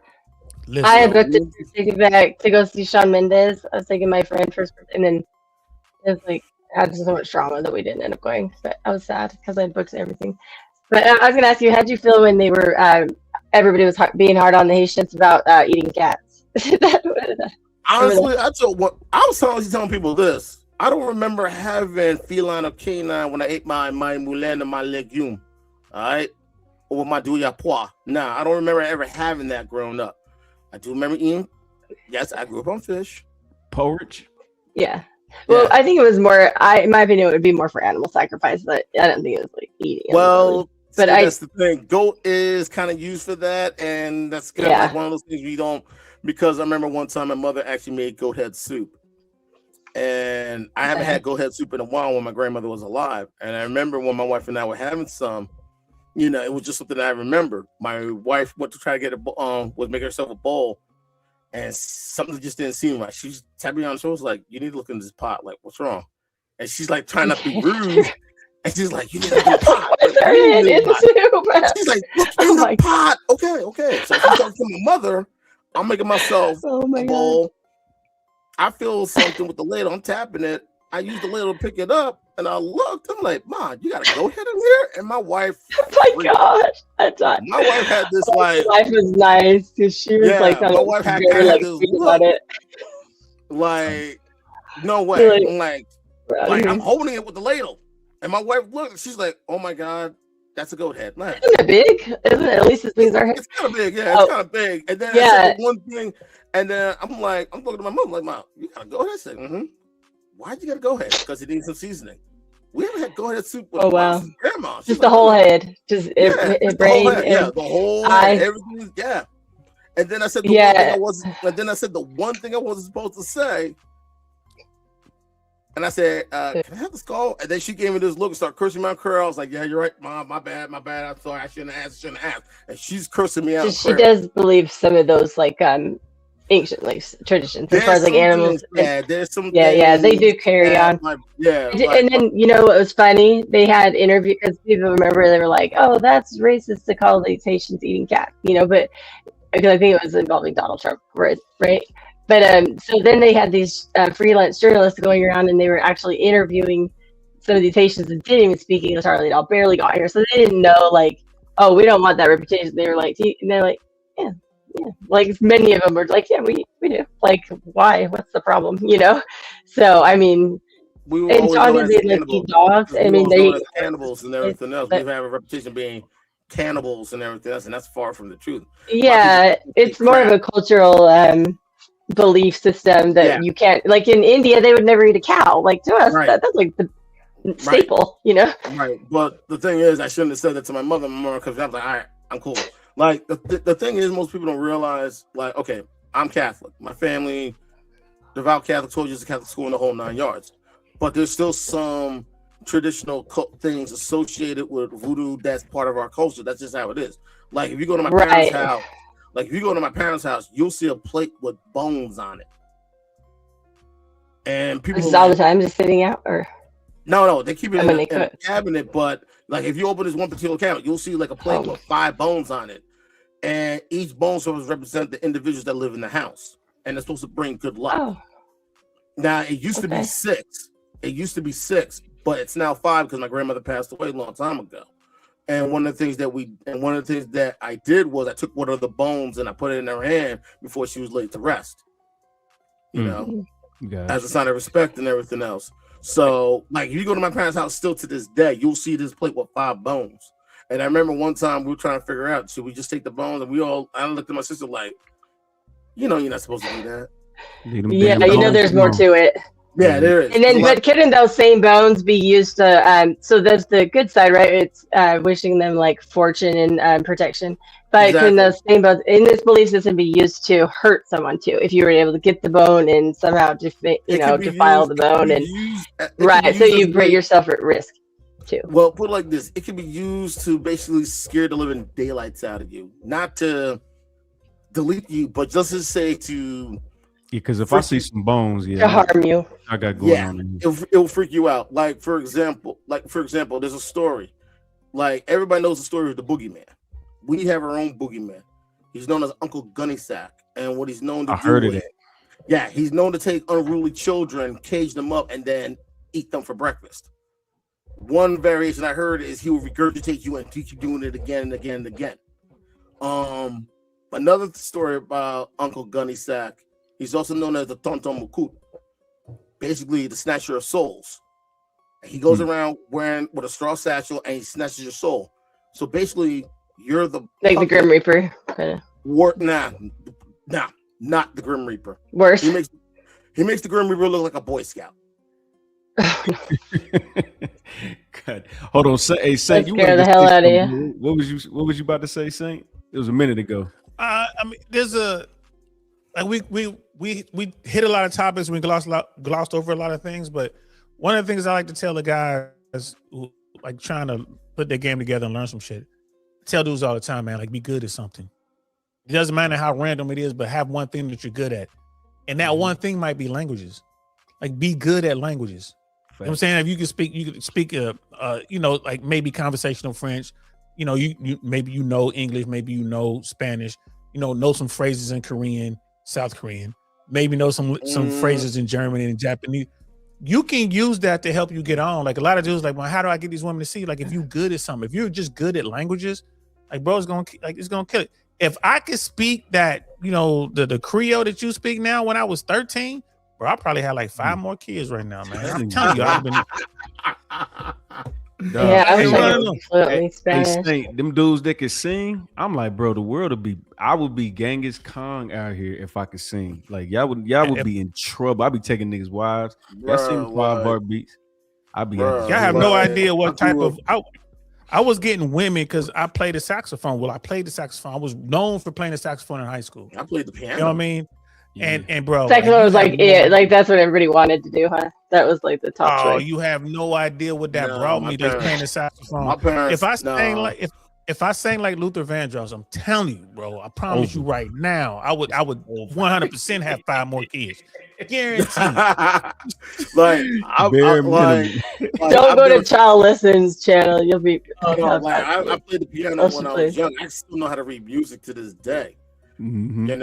Also like one of my uncles, God rest his soul, he had us listen to different variances of music growing up. He had us listen to classical, he had us listen to opera, he had us listen to jazz, he had us listen to musicals. So I grew up on Il Traviasi, La Bohème, Les Miserables, Aida, Phantom of the Opera. I grew up on Nina Simone, Nana Muscura, Edith Piaf. Perfect example. My wife and I went to go see what's that movie with Leonardo DiCaprio again? Stuff with the eye. Inception. We went to go see Inception, and I remember like in the beginning in the movie when they start playing the music, I'm busy saying "Je ne regrette rien." Like I'm saying "No, je ne regrette rien." And everyone in the theater is looking at me like, "How do you know this song?" I grew up on Edith Piaf. I had no regrets. That's basically the translation to it. The fact that I remember hearing that at my daughter's age, who's 11, and I'm 49, and I still remember it like it was yesterday, that's saying something. Mm-hmm. And here's the thing, this the game. I had cousins that lived in France. Yeah, but the game is... My sister lived in Paris for 6 years. Right, but the game is you understood it, you can sing it back in that language, and I'm telling you that'll put you on with women. And that's not a cheat with code. Women, is that what you said? Yeah. Like be good or something. Like, bro, if you can do that, why do the Latin dudes get on so much with American women? Because they got that Latin. Yeah, they got that. I know, right? They teach you Spanish. Yeah, no, I learned a lot of Spanish from guys that dated. That's true. Them niggas hips work. I actually had to take Spanish. Exactly. We just say, I actually did study Spanish in college because I did an international business degree. And you have to have a language, so that's why it's like an arts degree because you have to take. I had to take like 6. Courses, but it was like interesting because we had a lot of like in my same courses there were students that were like bilingual already just from like their childhood, and it was so much easier for them to just kind of like take off with it, you know what I mean? So it's definitely a good skill. Definitely a gift. Yeah, be good. Yeah, facts, definitely. My bad. I ain't trying to cut nobody off. I am gonna cut it at 4 only because I'm coming back. We're gonna be here all weekend. DL, man, do you do the panels? Do you host panels or you just jump? You just jump on them?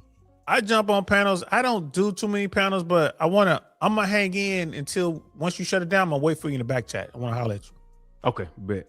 And then wait a minute. You know what, DL? You know what you should have did? Remember remember what we were talking about BMU show about this a couple of days ago? Mm-hmm. Remember, that's why I want to holler. I'm gonna take care of that. Don't worry about it. I'm gonna take care of that. Yeah. Twan, you wanna shout out anything you got going on? Well, right now I'm just starting to get into this and everything else. I tend to pop up on EMU show and everything else. I'm just Black Man Unfiltered, y'all. Black Man Unfiltered. Yeah. So I'm just okay. I'm subbed to that. Thank you. I'm just starting to get into the. I've seen you before, Antoine. I've seen you. Is that maybe? I've seen you a few places, right? Yeah, I've you helped go out like Black Whiskey's or Yeah, I've helped out a Spartan HQ network as well. I've also been doing a couple of things, helping them out with there as well. We just did a show today, and you know, right now I'm trying to get my own stuff going on right now. So once I try to get, I'm trying to get my schedule settled and everything else, and I'm hoping to be on, a little bit soon. I mean, I've been talking about trying to do it for the longest. Now I'm in a situation where I have the time, and I'm about to try to pop it up as soon as possible. So just keep your eyes and ears open. Bet. And That's make awesome. sure, we're gonna definitely support you, everybody. I'm gonna throw out the description. I'm gonna throw everybody in the description after I shut it down. And then we got the magnificent Blue Jay. You want to shout out your stuff? Actually, no. I just kind of guided everybody to come. Sorry, did that? Can you hear me? Yeah. Okay, we can hear you. Okay, I was afraid it disconnected. Okay. So I really am random, so I don't promote my channel a lot, and I don't. My topics are kind of, but you can. I can put it. It's just Blue Jay and then 999 in this. Yeah, there's a picture of me. But so yeah, if you want something, I guess it doesn't hurt to sub. Yeah, but as far as like kind of dealing with, I'm grateful that I feel like to get everything like set up and run it, and then I can just like hang out. So well, we definitely appreciate your vantage point. So man, for the show, man, we're gonna wrap this motherfucker up, man. Appreciate it.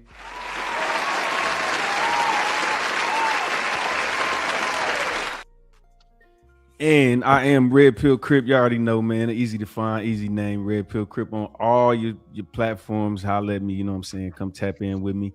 The artist spotlight tonight is Bodie James out Detroit. So I'm gonna play the outro and then we'll catch y'all next time. Peace.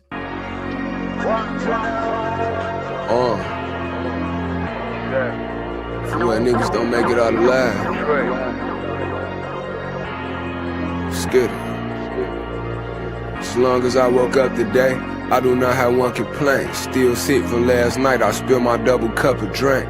Lil' Brody cracking cards, everything been up to date. He doing fill-ups, half off, so shit, I just filled up the tank. On the east, we trapping hard, I just made a junkie faint. 4, 5, 6, I'm in the mix, I just built up the bank. Heard they make hold up is straight, I'm who put on the touch-up paint. Moving up the rankings, make a pussy nigga jump the plank. Telling niggas that he gang, no he motherfucking ain't. Free my brother Hank, I get you hit up with a rusty shank. All these self-proclaimed real niggas, just a bunch of flakes. Capping like you pressing, big stepping out here touching pay. Really out here jeffing, extra sketching, one bust a grape. Shorty hit him broad day, ain't even cover up his face. In Detroit, we known to take a time. Known to flood the state, can make the same monies breaking down as niggas touching weight. Seen what's his name with what's her face, he caught a lucky break. Out Kentucky State, but shit, I heard the feds picked up his case. Snatch him up, plucked his ace. Bad enough, we up the stakes. Parabellum in my nudies, I know niggas love to hate. Pulled up on the well with hoodie, told my youngest shut the drapes. Ferris wheel on the Suey, broski tryna stuff the Drake.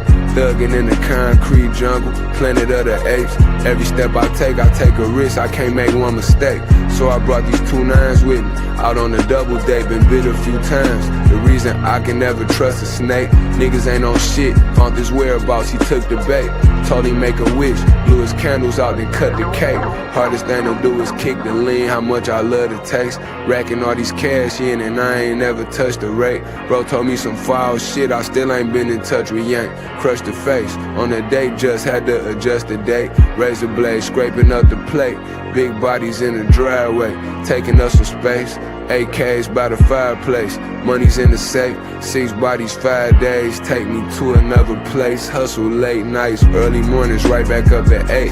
Also take a fuck a beat, don't make me do another race. I ain't even tryna smash, I just wanna fuck her face. Took her down, the head was trash, had me thinking what a waste. Cause I'm in the pen, doing life where she can jump the gate. Twin effing ends in my beans, call them Puffin' Mace. At the Lowe's dock, with a crowbar busting up a crate. Dead body parts, from the river floating up the lake. Zombies in the trap, spinning 10s on the double bass. Auntie kicking back, with her stem smoking up the shake. Keep asking what they paying, wanna know how much I make. Them bitches get behind me, I'ma take them on another chase. What else?